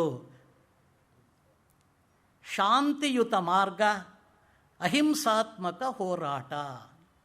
ಗಾಂಧಿಯವರು ಯಾವತ್ತೂ ದ್ವೇಷ, ಅಹಿಂಸೆ, ಹೊಡೆದಾಟ, ಬಡದಾಟ, ಕೊಲೆ, ಸುಲಿಗೆ, ರಕ್ತಪಾತ, ರಾಕ್ಷಸೀಯ ಪ್ರವೃತ್ತಿ ಇದರ ವಿರುದ್ಧವಾಗಿದ್ದಂಥ ವ್ಯಕ್ತಿಯವರು. ನೀವು ಇಡೀ ವೆಸ್ಟರ್ನ್ ನೇಷನ್ಸ್ ಯಾವ್ಯಾವುದಿದೆ ಅಲ್ಲಿ ಯಾವ ರೀತಿ ಕಮ್ಯುನಿಸಮ್ ಬಂತು, ಕ್ಯಾಪಿಟಲಿಸಮ್ ಬಂತು, ಫ್ಯೂಡಲಿಸಮ್ ಬಂತು ಅಥವಾ ಇರ್ತಕ್ಕಂಥ ಸಿಸ್ಟಮ್ ಬಂತು ಅಂತ ನೋಡಿದರೆ ಅದರ ಬೇಸಿಸ್ ಏನು? ದ್ವೇಷ, ಹೊಡೆದಾಟ, ಬಡದಾಟ, ಕೊನೆಯಲ್ಲಿ ರಕ್ತಕ್ರಾಂತಿ. ಆದರೆ ಗಾಂಧಿಯವರು ಇದಕ್ಕೆ ಸಂಪೂರ್ಣವಾಗಿ ವಿರುದ್ಧವಾಗಿರ್ತಕ್ಕಂಥ ಕಲ್ಪನೆಯನ್ನು ಜನಗಳ ಮುಂದೆ ಇಟ್ಟು ಅಹಿಂಸಾತ್ಮಕ ಹೋರಾಟ, ಶಾಂತಿಯ ಮಾರ್ಗ. ಹೇಗೆ? ಸತ್ಯಾಗ್ರಹ, ಅಸಹಕಾರ, ಪೌರ ಅವಿಧೇಯತೆ, ಸಿವಿಲ್ ಡಿಸೊಬೀಡಿಯನ್ಸ್, ಉಪವಾಸ, ಮೌನ. ಇದು ಗಾಂಧಿಯವರ ಟೂಲ್ಸ್, ಗಾಂಧಿಯವರ ಮಾರ್ಗ. ಇದೇ ರಾಜಮಾರ್ಗ ಅಂತ ಗಾಂಧಿಯವರು ಯೋಚನೆ ಮಾಡಿದರು. ಕಮ್ಯುನಿಸಮ್ ಯಾವ ರೀತಿ ಬಂತು, ಅದಕ್ಕೋಸ್ಕರ ಏನೇನಾಯಿತು ಪ್ರಪಂಚದಲ್ಲಿ ಎಲ್ಲರಿಗೂ ಗೊತ್ತಿದೆ. ಕೊನೆಯಲ್ಲಿ ಪರಿಣಾಮ ಏನೋ ಅದು ಗೊತ್ತಿದೆ ಎಲ್ಲರಿಗೂ. ಹಾಗಾಗಿ ಗಾಂಧಿಯವರ ಆ ಮಾರ್ಗವನ್ನು ಅನುಸರಿಸೋದಕ್ಕೆ ಯಾವತ್ತೂ ಯೋಚನೆ ಮಾಡಲಿಲ್ಲ. ಆಲ್ಡಸ್ ಹಕ್ಸ್ಲೆ ಅನ್ನತಕ್ಕಂಥ ಒಬ್ಬ ಮನುಷ್ಯ ಎಕಾನಮಿಸ್ಟ್ ಒಂದು ಪುಸ್ತಕ ಬರೀತಾರೆ, ಮೀನ್ಸ್ ಆ್ಯಂಡ್ ಎಂಡ್ಸ್. ಪುಸ್ತಕದ ಟೈಟ್ಲು ಮೀನ್ಸ್ ಆ್ಯಂಡ್ ಎಂಡ್ಸ್. ಅದರಲ್ಲಿ ಅವರೊಂದು ಮಾತನ್ನು ಹೇಳ್ತಾರೆ, ಎಂಡ್ಸ್ ಜಸ್ಟಿಫೈ ದ ಮೀನ್ಸ್. ಸಾಧನವು ಗುರಿಯನ್ನು ಸಮರ್ಥನೆ ಮಾಡುತ್ತೆ. ಸಾಧನವು ಗುರಿಯನ್ನು ಸಮರ್ಥನೆ ಮಾಡುತ್ತೆ. Hitler, Stalin, Lenin, Karl Marx ಈ ಎಲ್ಲರೂ ಸಹ ಈ ಮಾತನ್ನೇ ಪೂರ್ತಿ ಉಚ್ಚಾರಣೆ ಮಾಡಿದರು. Ends justifies the means. ಗಾಂಧಿಯವರು ಇದನ್ನು ಸಂಪೂರ್ಣವಾಗಿ ರಿಜೆಕ್ಟ್ ಮಾಡಿ ಉಲ್ಟಾ ಹೇಳಿದರು. ಏನು ಹೇಳಿದರು? ಸಾಧನವು ಗುರಿಯ ಉದ್ದೇಶವನ್ನು ಸಮರ್ಥನೆ ಮಾಡಬೇಕು. ಮೀನ್ಸ್ ಯಾವುದಿದೆ that should justify the end. ಅವರ ದೃಷ್ಟಿನಲ್ಲಿ ಪರಿಶುದ್ಧವಾದಂಥ ಸಾಧನದಿಂದಲೇ ಪರಿಶುದ್ಧವಾದಂಥ ಗುರಿಯನ್ನು ಮುಟ್ಟೋದಕ್ಕೆ ಸಾಧ್ಯ.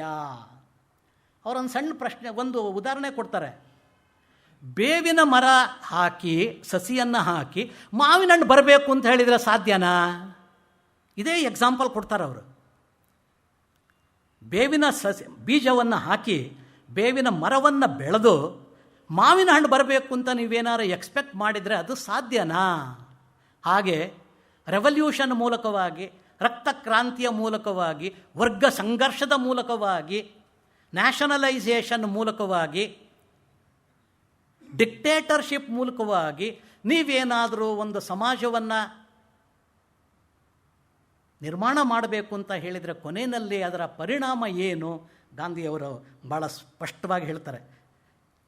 ಕಾರ್ಲ್ ಮಾರ್ಕ್ಸು ಹೇಳಿರೋಂಥ ಮಾತು, ಲೆನಿನ್ ಹೇಳಿರ್ತಕ್ಕಂಥ ಮಾತನ್ನು ಕೇಳಿದರೆ ಅರ್ಥ ಆಗ್ಬೋದು ನಮಗೆ. ಪ್ರಜಾಪ್ರಭುತ್ವ ಮತ್ತು ಸಂವಿಧಾನಾತ್ಮಕ ಮಾರ್ಗಗಳ ಮೂಲಕವಾಗಿ ಸಮತಾವಾದವನ್ನು ಸ್ಥಾಪನೆ ಮಾಡೋದು ಸಾಧ್ಯ ಇಲ್ಲ. ಕಾರ್ಲ್ ಮಾರ್ಕ್ಸ್ ಹೇಳಿರೋದು. ಬಂಡವಾಳಶಾಹಿ ಪ್ರಭುತ್ವವನ್ನು ಕೊನೆಗಾಣಿಸಬೇಕಾದರೆ ಕಾರ್ಮಿಕ ಮಹಾಕ್ರಾಂತಿಯ ಅಥವಾ ರಕ್ತಕ್ರಾಂತಿಯ ಮೂಲಕ ಹಿಂಸಾ ಮಾರ್ಗವನ್ನು ಅನುಸರಿಸಬೇಕು. ಈ ಗುರಿಯನ್ನು ಸಾಧಿಸಲು ನಾನು ಯಾವ ಮಾರ್ಗವನ್ನಾದರೂ ಕ್ರಮಿಸುತ್ತೇನೆ, ಅದನ್ನು ಸಮರ್ಥಿಸುತ್ತೇನೆ. ಕಾರ್ಲ್ ಮಾರ್ಕ್ಸ್ ಹೇಳ್ದ. ಲೆನಿನ್ ಹೇಳ್ತಾನೆ, ನಾವು ನಮ್ಮ ಗುರಿಯನ್ನು ತಲುಪೋದಕ್ಕೆ ಯಾವುದೇ ರೀತಿಯ ಕುಯುಕ್ತಿ, ಮೋಸ, ಕಪಟ, ನ್ಯಾಯೋಚಿತವಲ್ಲದ, ನುಣುಚಿಕೊಳ್ಳಬಹುದಾದಂತಹ ಮತ್ತು ಸತ್ಯವನ್ನು ಮುಚ್ಚಿಡಬಹುದಾದಂತಹ ಮಾರ್ಗವನ್ನು ಕ್ರಮಿಸಬೇಕಾಗುತ್ತದೆ. ನಾವು ಅದನ್ನು ಮಾಡ್ತೀವಿ. ಇದು ಕಾರ್ಲ್ ಮಾರ್ಕ್ಸು, ಲೆನಿನ್, ಹಿಟ್ಲರು ಇವರು ಹೇಳಿರ್ತಕ್ಕಂಥ ರೀತಿ, ಈ ಹೇಳಿರ್ತಕ್ಕಂಥ ಮಾರ್ಗಗಳು. ಹೀಗಾಗಿ ಗಾಂಧಿಯವರ ಕಲ್ಪನೆಗಳೇ ಬೇರೆ, ಗಾಂಧಿಯವರ ವಿಚಾರನೇ ಬೇರೆ, ಗಾಂಧಿಯವರ ಚಿಂತನಾ ಮಾರ್ಗನೇ ಬೇರೆ, ಅವರ ಚಿಂತನೆಯ ಆಧಾರನೇ ಬೇರೆ, ಅವರ ಚಿಂತನೆಯ ಅಡಿಪಾಯನೇ ಬೇರೆ, ಅವರ ವಿಶ್ಲೇಷಣೆ ಅನಾಲಿಸಿಸ್ ಮಾಡ್ತಕ್ಕಂಥ ರೀತಿನೇ ಬೇರೆ, ಅವರ ಸಲಹೆ ಪರಿಹಾರಗಳೇ ಬೇರೆ. ಅದು ಪಾಶ್ಚಿಮಾತ್ಯರಿಗೆ ಇದನ್ನು ಅರ್ಥ ಮಾಡ್ಕೊಳ್ಳೋದಕ್ಕೆ ಸಾಧ್ಯ ಆಗಲೇ ಇಲ್ಲ. ಇನ್ನು ಕೆಲವು ಉದಾಹರಣೆಗಳನ್ನು ಹೇಳ್ತೀನಿ ನಾನು.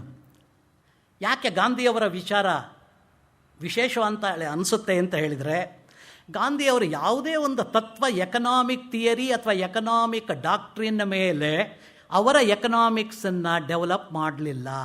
ಯಾವ ಆಧಾರದ ಮೇಲೆ ಗಾಂಧಿಯವರು ಅವರ ಆರ್ಥಿಕ ವಿಚಾರಗಳನ್ನು ಡೆವಲಪ್ ಮಾಡಿದರು ಅಂತ ಹೇಳಿದರೆ, ಸ್ವಂತ ಅನುಭವದ ಆಧಾರದ ಮೇಲೆ ಗಾಂಧಿಯವರ ಚಿಂತನೆಗಳನ್ನು ಡೆವಲಪ್ ಮಾಡಿದರು. 1900 ಮೈಲಿಗಳ ಉದ್ದ, 1500 ಮೈಲಿಗಳ ಅಗಲ ಅಖಂಡ ಭಾರತ. ಗಾಂಧಿಯವರಿದ್ದಂಥ ಸಂದರ್ಭದಲ್ಲಿ ನಾನು ಹೇಳ್ತಾ ಇರೋದು, ಅವ್ರ ಮಾತನ್ನೇ ಹೇಳ್ತಾ ಇರೋದು.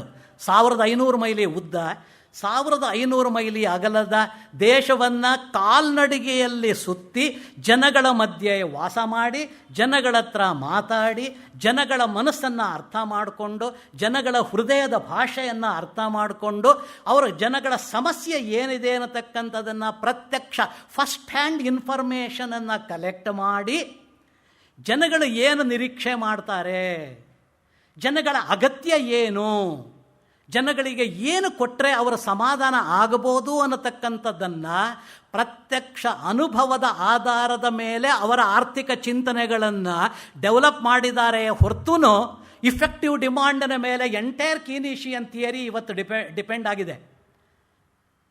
ಲಾರ್ಡ್ ಕೀನ್ಸ್ ಅವರು ಗ್ರೇಟೆಸ್ಟ್ ಎಕಾನಮಿಸ್ಟ್ ಅಂತ ನಾವು ಕರಿತೀವಲ್ಲ, ಅವರ ಎಂಟೈರ್ ಫಿಲಾಸಫಿ ಒಂದೇ ಒಂದು concept, the concept of effective demand. ಅದರ ಮೇಲೆ ನಿಂತಿರ್ತಕ್ಕಂಥದ್ದು. ಆ ಇಫೆಕ್ಟಿವ್ ಡಿಮಾಂಡನ್ನು ತೆಗಿತು ಅಂತ ಹೇಳಿದರೆ ಕೀನಿಷಿಯನ್ ಎಕನಾಮಿಕ್ಸೇ ಇಲ್ಲ ಇವತ್ತು. ಆದರೆ ಗಾಂಧಿಯವರ ವಿಚಾರ, ನಾನು ಒಂದು ಉದಾಹರಣೆ ಹೇಳಿರೋದಷ್ಟೇ. ಆ ರೀತಿ ಗಾಂಧಿಯವರು ಯಾವುದೇ ಒಂದು ಫಿಲಾಸಫಿಯ ಮೇಲೆ, ಥಿಯರಿ ಮೇಲೆ ಅವರ ಸಿದ್ಧಾಂತಗಳನ್ನು ಹೇಳಲಿಲ್ಲ. ಜನಗಳ ಅಗತ್ಯ ಏನು, ಜನಗಳು ಏನು ನಿರೀಕ್ಷೆ ಮಾಡ್ತಾರೆ ಒಂದು ದೇಶದ ನಾಯಕರಿಂದ, ಒಂದು ದೇಶದ ಆರ್ಥಿಕ ವ್ಯವಸ್ಥೆಯಿಂದ ಅನ್ನೋದನ್ನು ಪ್ರತ್ಯಕ್ಷ ಅನುಭವದ ಆಧಾರದ ಮೇಲೆ ಯೋಚನೆ ಮಾಡಿ ತಮ್ಮ ಚಿಂತನೆಗಳನ್ನು ಡೆವಲಪ್ ಮಾಡಿದರು. ಇದನ್ನು ಜ್ಞಾಪಕ ಇಟ್ಕೊಬೇಕು. ಪಾಶ್ಚಿಮಾತ್ಯ ಥಿಂಕಿಂಗ್ ಇನ್ನೊಂದು ಏನು ಗೊತ್ತಾ, ಯಾವುದೇ ಒಂದು ದೇಶದ ಸಂಪತ್ತು, the prosperity of A nation depends upon the volume of goods and services produced by that country.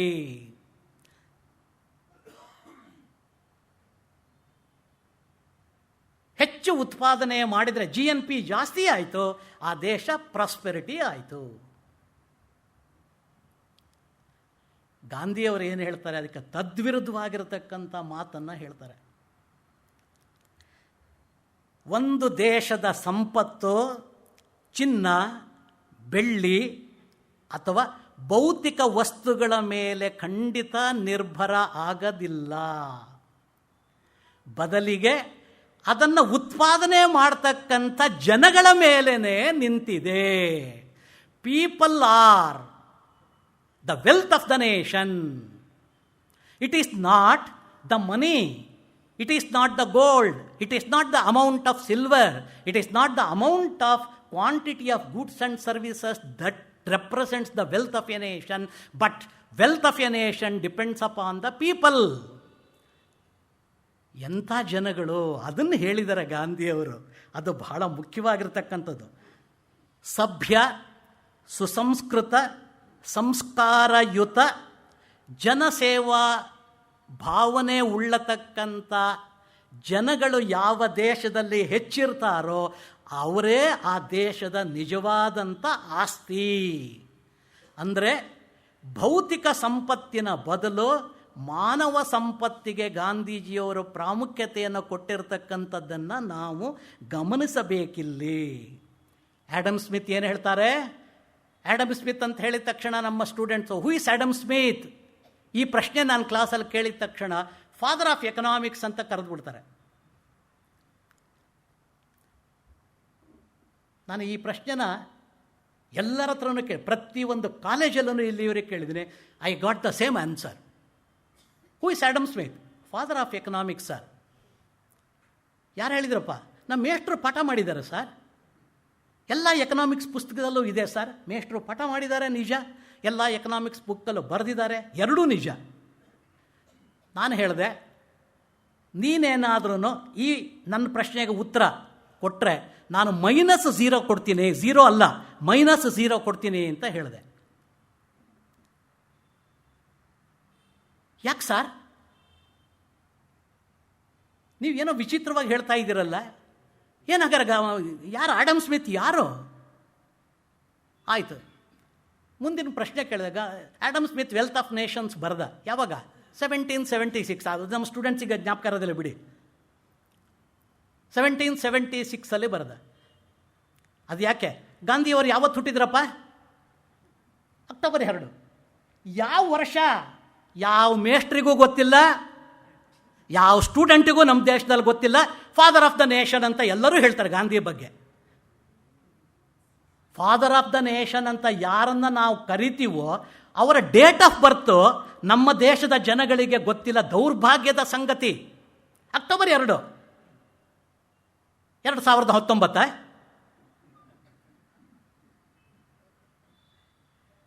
1869 October 2 ಗೊತ್ತಿಲ್ಲ. ಆ್ಯಡಮ್ ಸ್ಮಿತ್ ಯಾವಾಗ ಬರೆದ ವೆಲ್ತ್ ಆಫ್ ನೇಷನ್? 1776 ಗೊತ್ತಿಲ್ಲ. ಮಾರ್ಷಲ್ ಪ್ರಿನ್ಸಿಪಲ್ಸ್ ಆಫ್ ಎಕನಾಮಿಕ್ಸ್ ಯಾವಾಗ ಬರೆದ? 1870 ಗೊತ್ತಿಲ್ಲ. ಕೀನ್ಸ್ ಯಾವಾಗ general theory of income and employment ಬರೆದ? 1936 ಗೊತ್ತಿಲ್ಲ. ಪರೀಕ್ಷೆಗೆ ಎಷ್ಟು ಬೇಕೋ ಅಷ್ಟು ಗೊತ್ತು. ಆಯಿತು ಬಿಡಿ, ಆ ವಿಷಯ ಬೇಡ. ಹಾಗಾದರೆ ಆ್ಯಡಮ್ ಸ್ಮಿತ್ನ ಏನಂತ ಕರಿಬೇಕು? ನಾನು ಅವನಿಗೆ ಹೇಳಲಿಲ್ಲ, ಉತ್ತರ ಹೇಳಲಿಲ್ಲ. ಚಾಣಕ್ಯನ ಹೆಸರು ಕೇಳಿದೀಯನಪ್ಪ ಅಂತ ಕೇಳಿದೆ.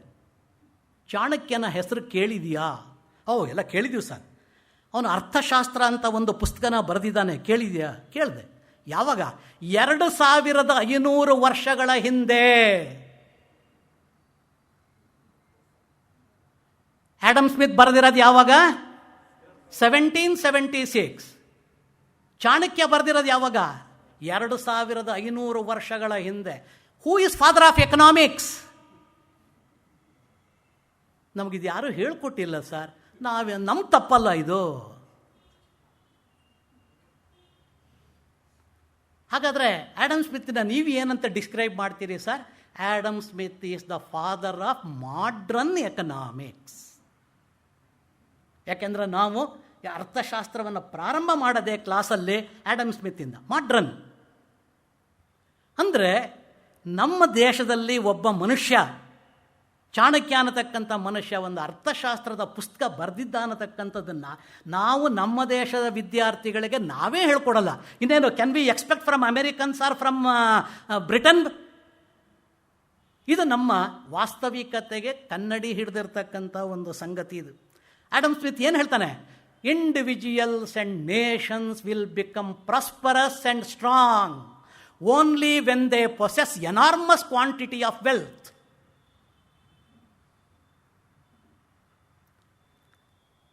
ಅಷ್ಟೇ. ನೈತಿಕ, ಧಾರ್ಮಿಕ, ಜೀವನ ಮೌಲ್ಯ ಇದ್ಯಾವುದೂ ಬೇಡ. ಹಣ ಒಂದು ಇದ್ದರೆ ಆ ದೇಶ ಸಂಪದ್ಭರಿತ ದೇಶ. ಮನ್ಸೂರ್ ಅಲಿ ಖಾನ್, ಇವತ್ತು ಪೇಪರ್ನಲ್ಲಿ ಓದಿದ್ರಲ್ಲ, ಮನ್ಸೂರ್ ಅಲಿ ಖಾನ್ ಎಷ್ಟು ಕೋಟಿಗಳನ್ನು ಸಂಪಾದನೆ ಮಾಡ್ದ. ದೇಶ ಬಿಟ್ಟು ಇಬ್ಬರು ಹೋದ್ರಲ್ಲ, ಮೋದಿ, ನೀರವ್ ಮೋದಿ, ಮಲ್ಯ, ಎಷ್ಟು ಕೋಟಿಗಳು ಸಂಪಾದನೆ ಮಾಡಿದರು.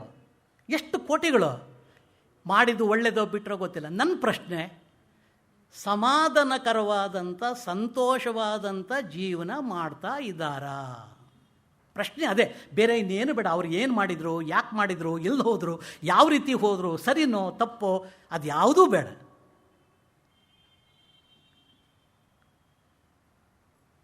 ನಮ್ಮ ಸಾಮಾನ್ಯ ಅನುಭವ ಏನು? ಶ್ರೀಮಂತರಿಗಿನ್ನ ಬಡವರು ಹೆಚ್ಚಿನ ಮಟ್ಟಿನಲ್ಲಿ ಸಂತೋಷವಾದಂಥ ಜೀವನ ಮಾಡ್ತಾರೆ.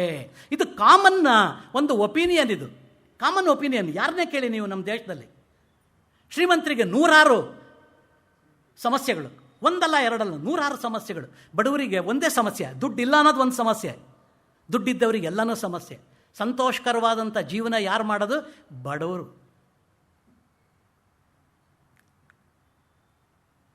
ಹಾಗಾಗಿ ಮಾನವ ಸಂಪತ್ತು, ಭೌತಿಕ ಸಂಪತ್ತು ಯಾವುದಕ್ಕೆ ಇಂಪಾರ್ಟೆನ್ಸ್ ಕೊಟ್ಟರು ಅನ್ನೋದನ್ನು ಗಾಂಧಿಯವರು ನಾನು ನಿಮಗೆ ಹೇಳ್ತಾ ಇದ್ದೀನಿ. ಗಾಂಧಿಯವರು ಇಂಟಗ್ರೇಟೆಡ್ ಅಪ್ರೋಚ್ ಟು ಲೈಫ್, ಶರೀರ, ಮನಸ್ಸು, ಬುದ್ಧಿ, ಈ 3 ಅವಿಭಾಜ್ಯ ಅಂಗಗಳು ಮನುಷ್ಯರಿಗೆ. ಯಾವುದು ಇಲ್ಲದೆ ಇದ್ರೂ ಜೀವನ ಪೂರ್ತಿ ಆಗಲ್ಲ, ಅಪೂರ್ಣ ಆಗಿಬಿಡುತ್ತೆ. ಗಾಂಧಿಯವರು ಶರೀರಕ್ಕೂ ಬೇಕಾಗಿರತಕ್ಕಂಥ ಅಗತ್ಯಗಳ ಪೂರೈಕೆ ಆಗಬೇಕು. ಶಾರೀರಿಕ ಅಗತ್ಯಗಳು ಮಿನಿಮಮ್ ಕ್ವಾಂಟಿಟಿ ಯಾವುದಿದೆ ಅದೆಲ್ಲನೂ ಬೇಕು. ಶರೀರ, ಮನಸ್ಸು ಮತ್ತು ಬುದ್ಧಿ, ಫಿಲಾಸಫಿ, ಎಥಿಕ್ಸ್, ರಿಲಿಜಿಯನ್, ಇದರ ಮೂಲಕವಾಗಿಯೇ ಮನುಷ್ಯನ ಬುದ್ಧಿ ಮತ್ತು ಮನಸ್ಸಿಗೆ ನಾವು ಸಂಸ್ಕಾರವನ್ನು ಕೊಡೋದಕ್ಕೆ ಸಾಧ್ಯ ಆಗಬಹುದೇ ಹೊರತು ಬೇರೆ ಯಾವುದರ ಮೂಲಕನೂ ಸಂಸ್ಕಾರ ಕೊಡೋದಕ್ಕಾಗಲ್ಲ. ನೀವು ಇಂಗ್ಲೀಷಲ್ಲಿ ಸಂಸ್ಕಾರ ಅನ್ನೋ ಪದಕ್ಕೆ ಸಬ್ಸ್ಟಿಟ್ಯೂಟ್ ಪದ ಹೇಳಿ ನೋಡೋಣ ಯಾರಾದರೂ. ಇಂಗ್ಲೀಷಲ್ಲಿ ನಾವು ಸಂಸ್ಕಾರ ಅನ್ನೋದು ಕನ್ನಡದಲ್ಲಿ ಹೇಳ್ತೀವಿ, ಅದಕ್ಕೆ ಸಬ್ಸ್ಟಿಟ್ಯೂಟ್ ವರ್ಡ್ ಇಂಗ್ಲೀಷಲ್ಲಿ ಯಾವುದಿದೆ? ಯಾವುದು ಇಲ್ಲವೇ ಇಲ್ಲ. ಸಬ್ಸ್ಟಿಟ್ಯೂಟ್ ವರ್ಡೇ ಇಲ್ಲ, ನಾನಂತೂ ಕೇಳಿಲ್ಲ. ಸಂಸ್ಕಾರ ಅಂದರೆ ಏನು? ಮನುಷ್ಯ ಹುಟ್ಟಿದಾಗಿಂದ ಸಾಯೋವರೆಗೂ ಯಾವ ರೀತಿಯಾಗಿರ್ತಕ್ಕಂಥ ಸಂಸ್ಕಾರ, ಅದು ಭಾರತೀಯ ಒಂದು ಜೀವನ ಮೌಲ್ಯ ಸಂಸ್ಕೃತಿಯಲ್ಲಿ ಬೆಳೆದು ಬಂದಿದೆ, ಸಹಜವಾಗಿ ಬೆಳೆದು ಬಂದಿದೆ. ಆದರೆ ಆ ವಿಚಾರದ ಬಗ್ಗೆ ವೆಸ್ಟರ್ನ್ ಎಕನಾಮಿಕ್ಸು ಯಾವುದೂ ಹೇಳೋದಿಲ್ಲ.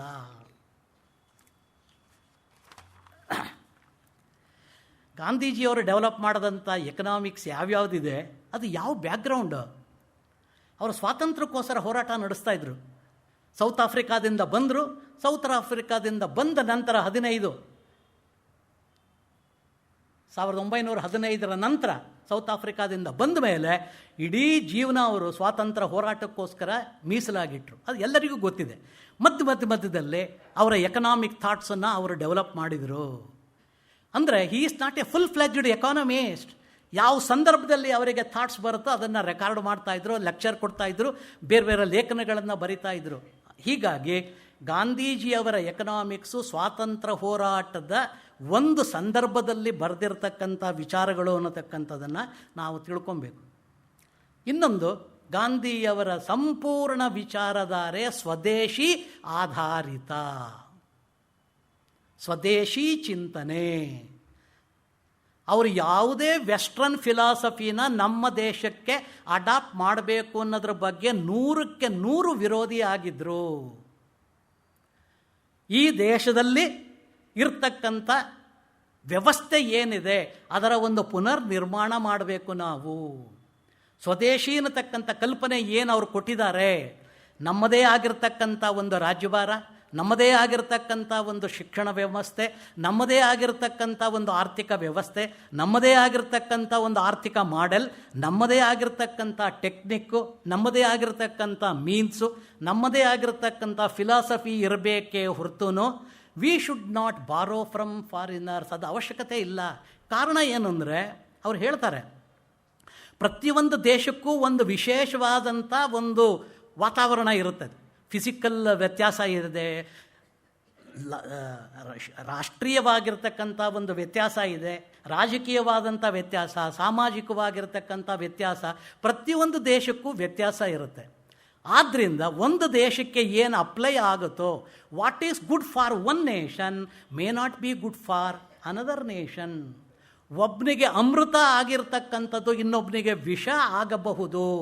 ಆದ್ದರಿಂದ ನಮ್ಮ ದೇಶದ ಸಮಸ್ಯೆಗಳನ್ನು ನಾವು ನಮ್ಮ ತಂತ್ರಗಳ ಮೂಲಕವಾಗಿ, ನಮ್ಮ ಮಾಡೆಲ್ ಮೂಲಕವಾಗಿ ಸಮಸ್ಯೆಗಳನ್ನು ಬಗೆಹರಿಸ್ಕೊಬೇಕೇ ಹೊರತು ಫಾರಿನ್ನಿಂದ ತಂದಿರತಕ್ಕಂಥ ರೀತಿಯಲ್ಲಿ ಅದನ್ನೇನಾದರೂ ನಾವು ತಂದು ಇಲ್ಲಿ ಇಂಪ್ಲಿಮೆಂಟ್ ಮಾಡಿದರೆ ಸಕ್ಸಸ್ ಆಗೋದಿಲ್ಲ. 47ರಲ್ಲಿ ಸ್ವಾತಂತ್ರ್ಯ ಬಂತು, 51ರಲ್ಲಿ ಮೊದಲನೇ ಪಂಚವಾರ್ಷಿಕ ಯೋಜನೆಯನ್ನು ನಾವು ಪ್ರಾರಂಭ ಮಾಡಿದ್ದೀವಿ. 12 ಪಂಚವಾರ್ಷಿಕ ಯೋಜನೆಗಳು ನಮ್ಮ ದೇಶದಲ್ಲಿ ಮುಗಿದುವು. ಇದರ ಜೊತೆಗೆ 4 ಅಥವಾ 5 ಆ್ಯನ್ಯುಯಲ್ ಪ್ಲ್ಯಾನ್ಸ್ ಮಧ್ಯದಲ್ಲಿ ಗ್ಯಾಪ್ ಇತ್ತು. ಅಲ್ಲಿಗೆ 12 5 60 ಪ್ಲಸ್ 4 ಅಥವಾ 5 ಆ್ಯನ್ಯುಯಲ್ ಪ್ಲ್ಯಾನ್, 65 ವರ್ಷಗಳ ಕಾಲ ನಮ್ಮ Indian economy was A planned economy. Nehru ಏನು ಮಾಡಿದರು?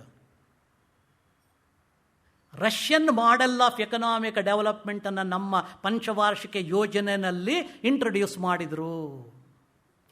Nehru was deeply impressed by Russian revolution. ಆಮೇಲೆ 1921ರಲ್ಲಿ ಅಲ್ಲಿ ನ್ಯೂ ಎಕನಾಮಿಕ್ ಪಾಲಿಸಿ ಬಂತು ರಷ್ಯಾದಲ್ಲಿ. 1926ರಲ್ಲಿ ಪ್ರಪಂಚದಲ್ಲಿ ಮೊದಲನೇ ಬಾರಿಗೆ ಎಕನಾಮಿಕ್ ಪ್ಲ್ಯಾನಿಂಗನ್ನು ರಷ್ಯಾದಲ್ಲಿ ಪ್ರಾರಂಭ ಮಾಡಿದರು. ಇಡೀ ದೇಶದಲ್ಲಿ, ಇಡೀ ಪ್ರಪಂಚದಲ್ಲಿ 1926ರಲ್ಲಿ. 26ರಿಂದ ಕಂಟಿನ್ಯೂಸ್ ಆಗಿ ಅವರು 6 ವರ್ಷಗಳ ಪ್ಲ್ಯಾನು. ನಮ್ಮದು 5 ವರ್ಷ, ಅವ್ರದ್ದು 6 ವರ್ಷ. ಅಲ್ಲಿ ಕಮ್ಯುನಿಸ್ಟ್ ಮಾಡೆಲ್ ಆಗಿದ್ದರಿಂದ ರುತ್ಲೆಸ್ ಇಂಪ್ಲಿಮೆಂಟೇಷನ್ ಇದ್ದಿದ್ದಕ್ಕೋಸ್ಕರವಾಗಿ 20 ವರ್ಷದಲ್ಲಿ A most backward country was transformed into a most developed country in the world within a span of 2 decades. ನೆಹರೂರವರಿಗೆ ಕಣ್ಣು ಕುಕ್ತದನ್ನು ನೋಡಿ ನಾವೂ ಯಾಕೆ ಇದನ್ನು ಮಾಡಬಾರ್ದು ಅಂಥೇಳಿ ಮಾಡಿದರು. ರಷ್ಯನ್ ಮಾಡೆಲ್ ಆಫ್ ಎಕನಾಮಿಕ್ ಡೆವಲಪ್ಮೆಂಟನ್ನು ಇಂಟ್ರೊಡ್ಯೂಸ್ ಮಾಡಿದ್ವಿ. ಏನಾಯಿತು? ಅದರ ಬಗ್ಗೆ ನಾನು ಹೇಳಬೇಕಾದಂಥ ಅವಶ್ಯಕತೆ ಇಲ್ಲ. ಗಾಂಧಿಯವರ ಶಿಷ್ಯ ನೆಹರು. ಎಂಥ ಶಿಷ್ಯ! ಜಿಗರ್ ದೋಸ್ತ್ ಅಂತ ಹೇಳ್ತಲ್ಲ, inseparable body and mind, Gandhi ಮತ್ತು ನೆಹರು. ಆದರೆ ಗಾಂಧಿ ಏನು ಹೇಳಿದ್ರು ಅದಕ್ಕೆ ತದ್ವಿರುದ್ಧವಾಗಿರ್ತಕ್ಕಂಥ ಆರ್ಥಿಕ ಪಾಲಿಸಿನ ನೆಹರು ತಂದರು. ಸರಿನೋ ತಪ್ಪು ಅದ್ರ ಬಗ್ಗೆ ನಾನು ಇವತ್ತು ಹೇಳ್ತಾ ಇಲ್ಲ. ಯಾಕೆ? ನನ್ನ ಪಾಯಿಂಟ್ ಬರೀ ಗಾಂಧಿಯನ್ ಎಕನಾಮಿಕ್ಸ್ ಮಾತ್ರ. ನೆಹರು ಎಕನಾಮಿಕ್ಸಿಂದ ನಮ್ಮ ದೇಶಕ್ಕೆ ಏನೇನು ಆಯಿತು ಅದೆಲ್ಲನೂ ನಿಮಗೆ ಗೊತ್ತಿದೆ. ಪಂಚವಾರ್ಷಿಕ ಯೋಜನೆಗಳನ್ನು ಇಲ್ಲಿವರೆಗೂ ಏನೇನು ಮಾಡಿದ್ದೀವಿ ಅನ್ನೋದು ನಮಗೆ ಗೊತ್ತಿದೆ. ಏನಾಯಿತು ನಮಗೆ ಗೊತ್ತಿದೆ. ಗಾಂಧಿಯವರು ಮೊದಲನೇದೆಲ್ಲ ಪ್ರಶ್ನೆ ಕೇಳಿದ್ರಲ್ಲ, ಮೂಲಭೂತ ಆರ್ಥಿಕ ಸಮಸ್ಯೆಗಳನ್ನು ಬಗೆಹರಿಸೋಕ್ಕಾಯ್ತಾ? 72 ವರ್ಷ ಆಯಿತು ಸ್ವತಂತ್ರ ಬಂದು ನಮಗೆ. 47ರಿಂದ ಇವತ್ತು 2019 ಅಂದರೆ 72 ವರ್ಷಗಳಾಯಿತು ನಮಗೆ ಸ್ವತಂತ್ರ ಬಂದು. ಮೂಲಭೂತ ಸಮಸ್ಯೆ ಏನಾದರೂ ಬಗೆಹರಿಸಿದ್ವ ನಾವು? ಇಲ್ಲ. ಬಡತನ ಹಾಗೇ ಇದೆ, ನಿರುದ್ಯೋಗ ಹಾಗೇ ಇದೆ, ಜನಸಂಖ್ಯಾ ಸಮಸ್ಯೆ ಹಾಗೇ ಇದೆ. ಯಾವುದನ್ನು ಬಗೆಹರಿಸಿದ್ದೀವಿ? ಯಾವುದೂ ಬಗೆಹರಿಸಿಲ್ಲ. ಇದು ನಮ್ಮ ಆರ್ಥಿಕ ಯೋಜನೆಗಳ ಪರಿಣಾಮ. ಕಾರಣ ಏನು? ಬೇರೆ ದೇಶದ ಮಾಡೆಲ್ಗಳನ್ನು ತಂದು ಇಂಪ್ಲಿಮೆಂಟ್ ಮಾಡಿರೋ ಕಾರಣದಿಂದ. ಗಾಂಧಿಯವರು ಹೇಳದಂಥ ನಮ್ಮದೇ ಆಗಿರ್ತಕ್ಕಂಥ ಸರ್ವೋದಯ ಮಾಡೆಲನ್ನು ಏನಾದರೂ ಇಂಪ್ಲಿಮೆಂಟ್ ಮಾಡಿದ್ದೇ ಆಗಿದ್ದರೆ ಇಷ್ಟೊತ್ತಿಗೆ ನಾವು ಎಷ್ಟೋ ಪ್ರಗತಿನ ಮಾಡೋದಕ್ಕೆ ಸಾಧ್ಯತೆ ಆಗ್ತಾ ಇತ್ತು ಅಂತೇಳಿ ಅನಿಸುತ್ತೆ. ಗಾಂಧಿಯವರು ಇನ್ನೊಂದು ಮಾತನ್ನು ಬಹಳ ಚೆನ್ನಾಗಿ ಹೇಳ್ತಾರೆ. ಎಕನಾಮಿಕ್ಸಲ್ಲಿ micro economics and macro economics ಅಂತ ಎರಡು ಭಾಗ ಇದೆ, ನಮಗೆಲ್ಲರಿಗೂ ಗೊತ್ತಿದೆ ಅದು. Micro economics deals with the study of individual economic units. Macro economics deals with the study of entire economy. ಅಷ್ಟೇ ವ್ಯತ್ಯಾಸ, ಇನ್ನೇನೂ ಇಲ್ಲ. ಗಾಂಧಿಯವರು ಮೈಕ್ರೋ ಎಕನಾಮಿಕ್ಸು ಬೇಕು ಅಂದರು, ಮ್ಯಾಕ್ರೋ ಎಕನಾಮಿಕ್ಸು ಬೇಕು ಅಂದರು. ಆದರೆ ಗಾಂಧಿಯವರು ಯಾವ ಆರ್ಥಿಕ ಪಾಲಿಸಿನ, what economic policy you have to follow ಅನ್ನೋದಕ್ಕೆ ಬಹಳ ನಿರ್ದಿಷ್ಟವಾದಂಥ ಸ್ಪೆಸಿಫಿಕ್ ಆಗಿರ್ತಕ್ಕಂಥ ಉತ್ತರ ಕೊಟ್ಟರು. ಏನದು? He was very much interested in highlighting micro economics, macro ಅಲ್ಲ. ಕಾರಣ ಏನು? ಅವರು ಕೊಟ್ಟಂಥ ಒಂದು ಉದಾಹರಣೆ ನಮಗೆ ಸಿಂಪಲ್ ಆಗಿರ್ತಕ್ಕಂಥ ಉದಾಹರಣೆ ಎಷ್ಟು ಅರ್ಥಗರ್ಭಿತವಾಗಿದೆ ಅನ್ನೋದನ್ನು ನಾವು ಯೋಚನೆ ಮಾಡಬೇಕು. ನಮ್ಮ ಪ್ರಕಾರ, ಇವತ್ತಿನ ಕನ್ವೆನ್ಷನಲ್ ಎಕನಾಮಿಕ್ಸ್ ಪ್ರಕಾರವಾಗಿ, if the national income of A country increases, per capita income of an individual will also increase. ಇದು ಎಲ್ಲರಿಗೂ ಗೊತ್ತಿರತಕ್ಕಂಥ ಸಂಗತಿ. If GNP increases, per capita income will automatically go up. ಇದು ಮ್ಯಾಕ್ರೋ ಎಕನಾಮಿಕ್ಸಿನ ಒಂದು ಕಲ್ಪನೆ. ಇದು ಗಾಂಧಿಯವರು ಪ್ರಶ್ನೆ ಕೇಳ್ತಾರೆ. ಉದಾಹರಣೆಗೆ, ಕಳೆದ ವರ್ಷ ಈಗ 19, ಈಗ ನಾವು 19ರಲ್ಲಿದ್ದೀವಿ. 2018ರಲ್ಲಿ ಎಕನಾಮಿಕ್ ಗ್ರೋತು 5% ಇತ್ತು, ಈಗ 8% ಆಗಿದೆ ಅಂತ ಅಂದ್ಕೊಳ್ಳೋಣ. ಉದಾಹರಣೆಗೆ 3% ಜಾಸ್ತಿ ಆಗಿದೆ ಅಂತ ಅಂದ್ಕೊಳ್ಳೋಣ. 1% ಜಾಸ್ತಿ ಆದ್ರೇ ಬಿಲಿಯನ್ಸ್ ಆಫ್ ರುಪೀಸ್ ಜಾಸ್ತಿ ಆಗಿಬಿಡುತ್ತೆ, 1% ಜಾಸ್ತಿ ಆದರೆ. ಗಾಂಧಿಯವರು ಪ್ರಶ್ನೆ ಕೇಳ್ತಾರೆ, 5%ಇಂದ 8% ಜಾಸ್ತಿ ಆಯ್ತಲ್ಲ, who has contributed for this additional growth of 3% of GNP in your country? Whether all Indians 130 crores of people have they contributed equally to the growth of GNP? ಇಲ್ಲ. 10% of the population in our country has contributed for the 3% growth of GNP. ಅಂದರೆ ಇನ್ನು 99% ಜನಗಳ contribution ಏನೂ ಇಲ್ಲ. ಕಾರಣ ಏನು? ಅವರಿಗೆ contribute ಮಾಡೋಕ್ಕೆ ಏನೂ ಇಲ್ಲವೇ ಇಲ್ಲ. They are poor people. ಆಗ arithmetically your per capita income will go up. But what about the real income of each and every citizen? ಅವನ ಇನ್ಕಮ್ ಅಷ್ಟೇ ಇರುತ್ತೆ. ಪೇಪರ್ನಲ್ಲಿ ಸ್ಟ್ಯಾಟಿಸ್ಟಿಕ್ಸ್ ಪ್ರಕಾರವಾಗಿ ನಿಮ್ಮ ಪರ್ ಕ್ಯಾಪಿಟಲ್ ಇನ್ಕಮ್ ಜಾಸ್ತಿ ಆಯಿತು, ಆದರೆ ಪ್ರತಿಯೊಬ್ಬ ವ್ಯಕ್ತಿಯ ಇನ್ಕಮ್ಮು ಅಷ್ಟೇ ಇದೆಯೇ ಹೊರತು ಜಾಸ್ತಿ ಆಗೇ ಇಲ್ಲ. ಅದರಿಂದ ನಿಮ್ಮ ಆರ್ಥಿಕ ನೀತಿ ಏನಿರಬೇಕು ಅಂತ ಹೇಳಿದರೆ, ಮೊಟ್ಟ ಮೊದಲ ಬಾರಿಗೆ ಭಾರತದಲ್ಲಿ ಒಂದು ಹೊಸ ಕಾನ್ಸೆಪ್ಟನ್ನು ಕೊಟ್ಟರು, ಅಂತ್ಯೋದಯ. ಸರ್ವೋದಯ ಪ್ರಾರಂಭ ಆಗ್ತಕ್ಕಂಥದ್ದು ಅಂತ್ಯೋದಯದಿಂದ. ಅಂತ್ಯೋದಯ ಅಂದ್ರೇನು? Poorest of the poor people in the society. ಅವನ ಇನ್ಕಮ್ ಜಾಸ್ತಿ ಮಾಡತಕ್ಕಂಥ ಪ್ರಯತ್ನ ನಿಮ್ಮ ಆರ್ಥಿಕ ನೀತಿನಲ್ಲಿ ಇದೆಯಾ ಅನ್ನತಕ್ಕಂಥ ಪ್ರಶ್ನೆನ ಗಾಂಧಿಯವರು ಎತ್ತುತ್ತಾರೆ. ಉತ್ತರ ನಮಗೆ ಗೊತ್ತಿದೆ, ಇಲ್ಲ. ಅದಕ್ಕೆ ಸರ್ವೋದಯ ಮಾಡೆಲಲ್ಲಿ ಗಾಂಧಿಯವರು ಹೇಳ್ತಕ್ಕಂಥದ್ದು, ಕಟ್ಟ ಕಡೆಯ ವ್ಯಕ್ತಿ ಯಾರಿದ್ದಾನೆ, poorest of the poor people ಯಾರಿದ್ದಾರೆ, ಅವನ ವೈಯಕ್ತಿಕ ಆದಾಯ ಜಾಸ್ತಿ ಮಾಡ್ತಕ್ಕಂಥ ವ್ಯವಸ್ಥೆಯನ್ನು ನೀವು ಎಲ್ಲಿವರೆಗೆ ತರದಿಲ್ವೋ ಅಲ್ಲಿವರೆಗೆ ದೇಶ ಆರ್ಥಿಕವಾಗಿ ಸಮೃದ್ಧ ಆಗೋದಿಲ್ಲ ಅನ್ನತಕ್ಕಂಥ ಮಾತನ್ನು ಹೇಳಿದರೆ ಇದು 100ಕ್ಕೆ 100 ಸತ್ಯ. ಇವತ್ತು 8%, 9%, 10% ಗ್ರೋತ್ ಆಗ್ತಾ ಇದೆ, ನಿಜ. What is the percentage of population who live below poverty line even today in our country? More than 25%. Even today, they live below poverty line. ಇದು ಅಫಿಷಿಯಲ್ ಸ್ಟ್ಯಾಟಿಸ್ಟಿಕ್ಸು. ಆದರೆ ಹಳ್ಳಿಗಳಿಗೆ ಹೋಗಿ ವ್ಯಕ್ತಿಗಳನ್ನು ಮೀಟ್ ಮಾಡಿದರೆ probably the number might be very much high.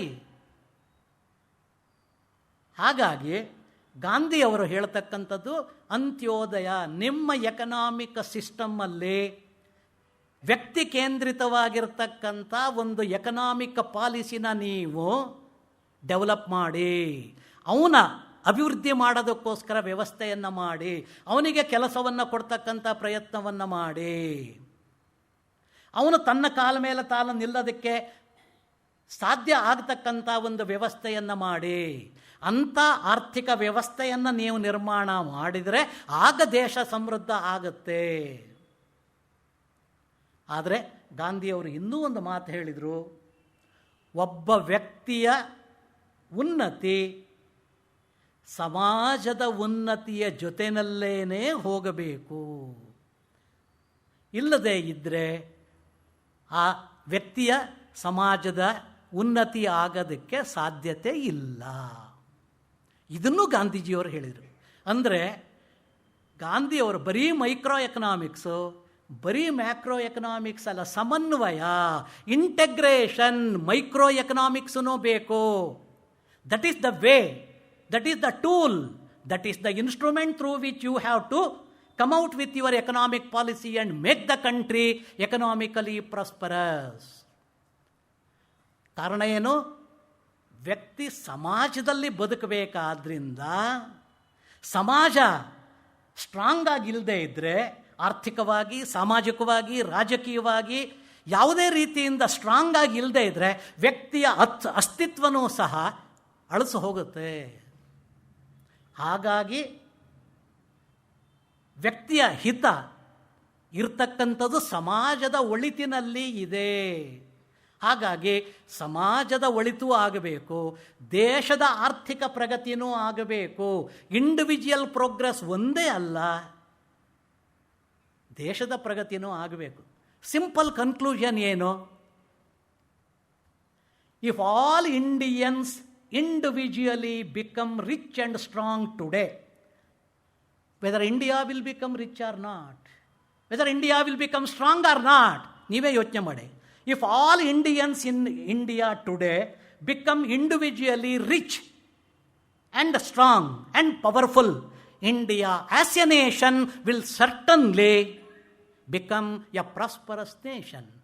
ಅದರಿಂದ ನಿಮ್ಮ ಆರ್ಥಿಕ ವ್ಯವಸ್ಥೆಯಲ್ಲಿ ಆರ್ಥಿಕ ನೀತಿ ಎಲ್ಲಿ ಎಂಫಸಿಸ್ ಮಾಡಬೇಕೋ, ಪ್ರತಿಯೊಬ್ಬ ಇಂಡಿವಿಜುವಲನ್ನು ಡೆವಲಪ್ ಮಾಡೋದಕ್ಕೆ, ಪ್ರಾಸ್ಪರಸ್ ಮಾಡೋದಕ್ಕೆ ಪ್ರಯತ್ನ ಮಾಡ್ತಕ್ಕಂಥ ಸಿಸ್ಟಮ್ಮನ್ನು ನೀವು ಡೆವಲಪ್ ಮಾಡಿ. ನಿಮ್ಮ ಪಂಚವಾರ್ಷಿಕ ಯೋಜನೆಗಳಲ್ಲಿ ಏನಾಯಿತು ಕೊನೆಯಲ್ಲಿ? ಏನೂ ಆಗಲಿಲ್ಲ. ಅದರಿಂದ ಗಾಂಧಿಯವರ ಥಿಂಕಿಂಗ್ ಏನಿದೆ ಅದು ನಿಜವಾಗ್ಲೂ ಖಂಡಿತ ಪಾಸಿಟಿವ್ ಅಪ್ರೋಚಲ್ಲ ಇರತಕ್ಕಂಥದ್ದು. ಗಾಂಧಿಯವರು ಹೇಳಿರ್ತಕ್ಕಂಥ ವಿಚಾರನ ಯಾವುದೂ ನಾವು ವಿರೋಧ ಮಾಡೋದಕ್ಕೆ ಸಾಧ್ಯನೇ ಇಲ್ಲ. ಒಂದು 2-3 ವಿಷಯಗಳನ್ನು ಯೋಚನೆ ಮಾಡೋಣ ಈಗ. ಮುಖ್ಯವಾಗಿ what should be the economic order in Sarvodaya samaj. Sarvodaya ಅಂದರೆ ಏನು?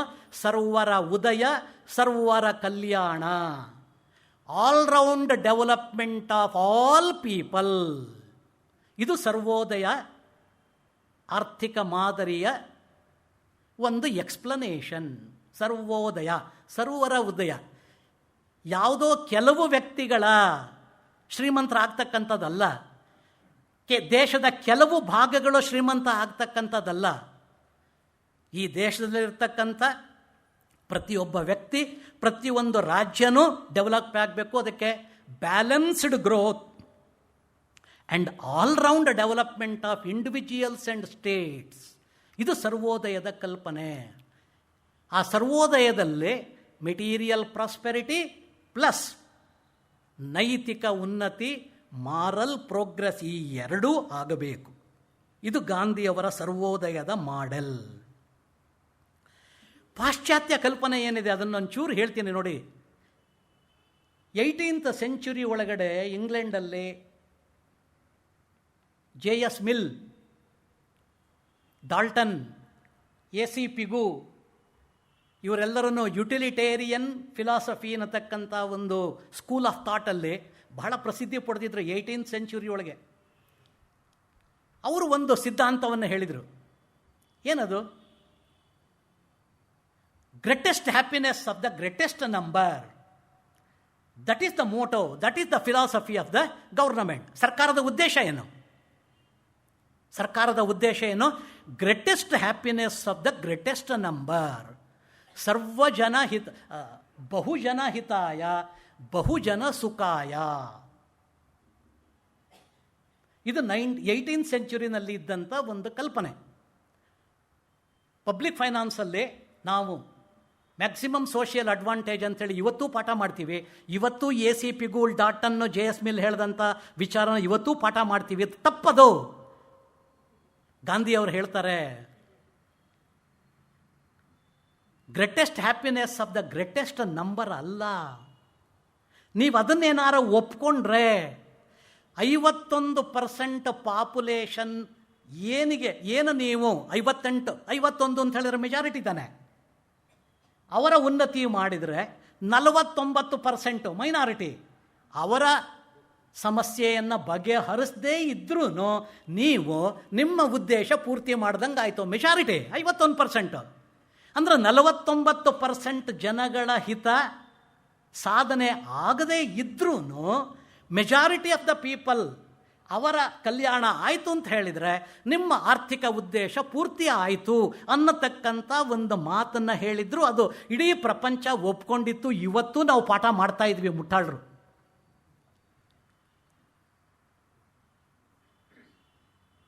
ಗಾಂಧಿಯವರು ಏನು ಹೇಳಿದರು?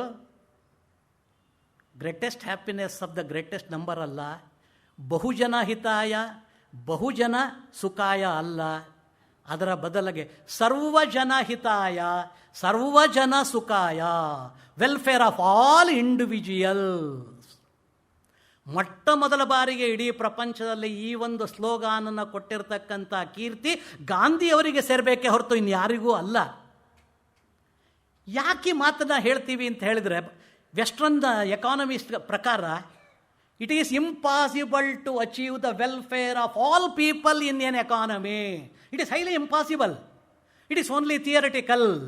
It cannot become a practical reality. ಆ ಕಾರಣದಿಂದ greatest happiness of the greatest number ಅನ್ನತಕ್ಕಂಥದ್ದು ಪ್ರಾಕ್ಟಿಕಲ್ ಕಾನ್ಸೆಪ್ಟ್ ಅನ್ನೋ ಒಂದು ಕಾರಣಕ್ಕೋಸ್ಕರವಾಗಿ ಅವರು ಆ ಫಿಲಾಸಫಿಯನ್ನು ಆಗ 18ನೇ ಶತಮಾನದಲ್ಲಿ ಇಟ್ಟರು. ಅದು ಇವತ್ತೂ ನಾವು ಪಾಠ ಮಾಡ್ತಾ ಇದ್ದೀವಿ.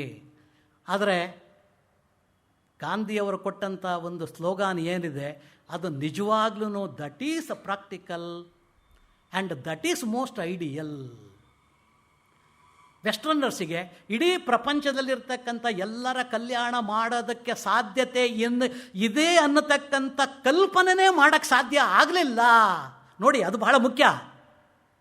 ಎಂತೆಂಥ ಎಕಾನಮಿಸ್ಟ್ ಆಗೋದ್ರು, classical economist, new classical, modern and latest economist, ಯಾರ ಬಾಯಿನಲ್ಲೂ, ಯಾವ ಪ್ರಪಂಚದ ಯಾವ ಎಕಾನಮಿಸ್ಟ್ ಬಾಯಿನಲ್ಲೂ ಈ ಮಾತು ಇಲ್ಲಿವರೆಗೆ ಬಂದಿಲ್ಲ.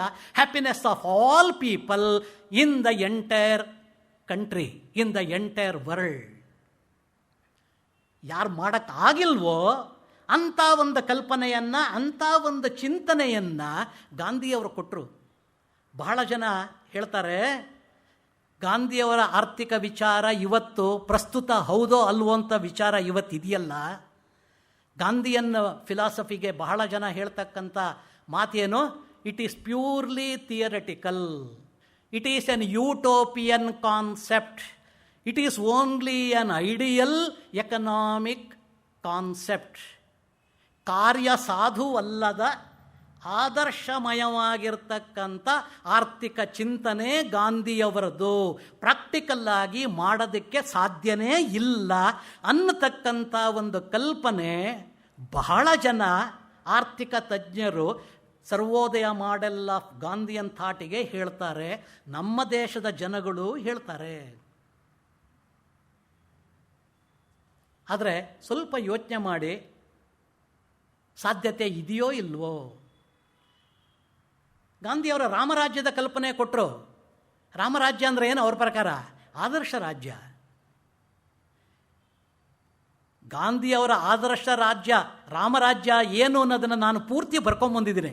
ಅದು ಹೇಳೋದಕ್ಕೆ ಒಂದು 2-3 ನಿಮಿಷ ಟೈಮ್ ಆಗ್ಬೋದೇನೋ. ಆದರೆ ಆದರ್ಶ ಕಲ್ಪನೆ ಏನು ಅಂತ ನಿಮ್ಮೆಲ್ಲರಿಗೂ ಗೊತ್ತಿರ್ಬೋದು. ರಾಮರಾಜ್ಯ, ಐಡಿಯಲ್ ಸ್ಟೇಟ್. ರಾಮ ಇದ್ನೋ ಇಲ್ವೋ ಭಾರತದಲ್ಲಿ? ಭಾಳ ಜನ ಪ್ರಶ್ನೆ.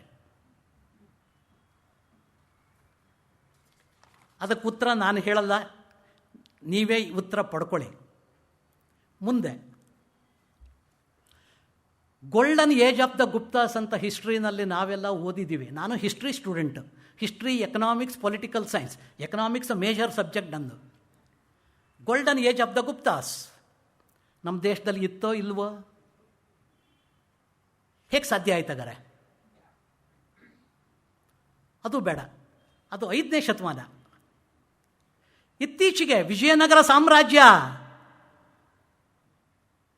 ಮುತ್ತು ರತ್ನಗಳನ್ನು, ಚಿನ್ನ, ರಸ್ತೆನಲ್ಲಿ ತರಕಾರಿ ಮಾರಾಟ ಮಾಡ್ದಂಗೆ, ಹೂವನ್ನು ಮಾರಾಟ ಮಾಡ್ದಂಗೆ ಮಾಡ್ತಾ ಇದ್ರು ಅಂತೇಳಿ ಹ್ಯುಯೆನ್ ಸಾಂಗು ಹೇಳಿರ್ತಕ್ಕಂಥ ವಿಜಯನಗರದ ವರ್ಣನೆಯನ್ನು ನಾವು ಕೇಳಿರ್ತಕ್ಕಂಥದ್ದು ಚರಿತ್ರೆಯಲ್ಲಿ ಓದಿದ್ದೀವಿ. ಹೇಗೆ ಸಾಧ್ಯ ಆಯಿತು? Was it not a reality?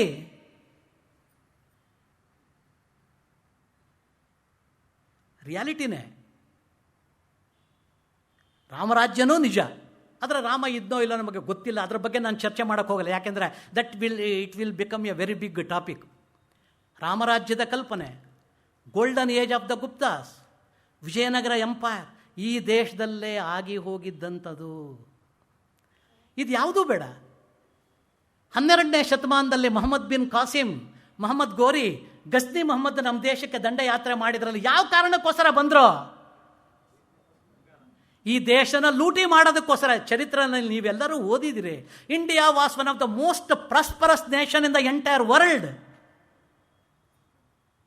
India was 100% literate country in the world.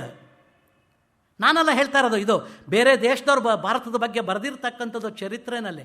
ಇದು ಆಗಿರೋದಕ್ಕೆ ಸಾಧ್ಯ ಉಂಟಾದರೆ ಮುಂದೆ ಮಾಡೋದಕ್ಕೆ ಸಾಧ್ಯತೆ ಇಲ್ವ ನಮಗೆ? ಹಾಗಾದರೆ ಸಾಧ್ಯತೆ ಉಂಟು, ಆದರೆ ಯಾಕೆ ನಾವು ಅದನ್ನು ನಮ್ಮ ಮನಸ್ಸು ಒಪ್ಪೋದಕ್ಕೆ ರೆಡಿಯಾಗಿಲ್ಲ? ರಾಮರಾಜ್ಯದವನ್ನು ಕಲ್ಪನೆ ಮಾಡಬೇಕಾದ್ರೆ, ಗೋಲ್ಡನ್ ಏಜನ್ನು ಮತ್ತೊಮ್ಮೆ ತರಬೇಕಾದ್ರೆ, ವಿಜಯನಗರ ಸಾಮ್ರಾಜ್ಯವನ್ನು ಮತ್ತೊಮ್ಮೆ ಸ್ಥಾಪನೆ ಮಾಡಬೇಕಾದ್ರೆ ನೀವು ಭಾಳ ಕಷ್ಟಪಡಬೇಕಾಗತ್ತೆ, ಸ್ಯಾಕ್ರಿಫೈಸ್ ಮಾಡಬೇಕಾಗತ್ತೆ. ಅದಕ್ಕೆ ನಾವು ರೆಡಿ ಇಲ್ಲ.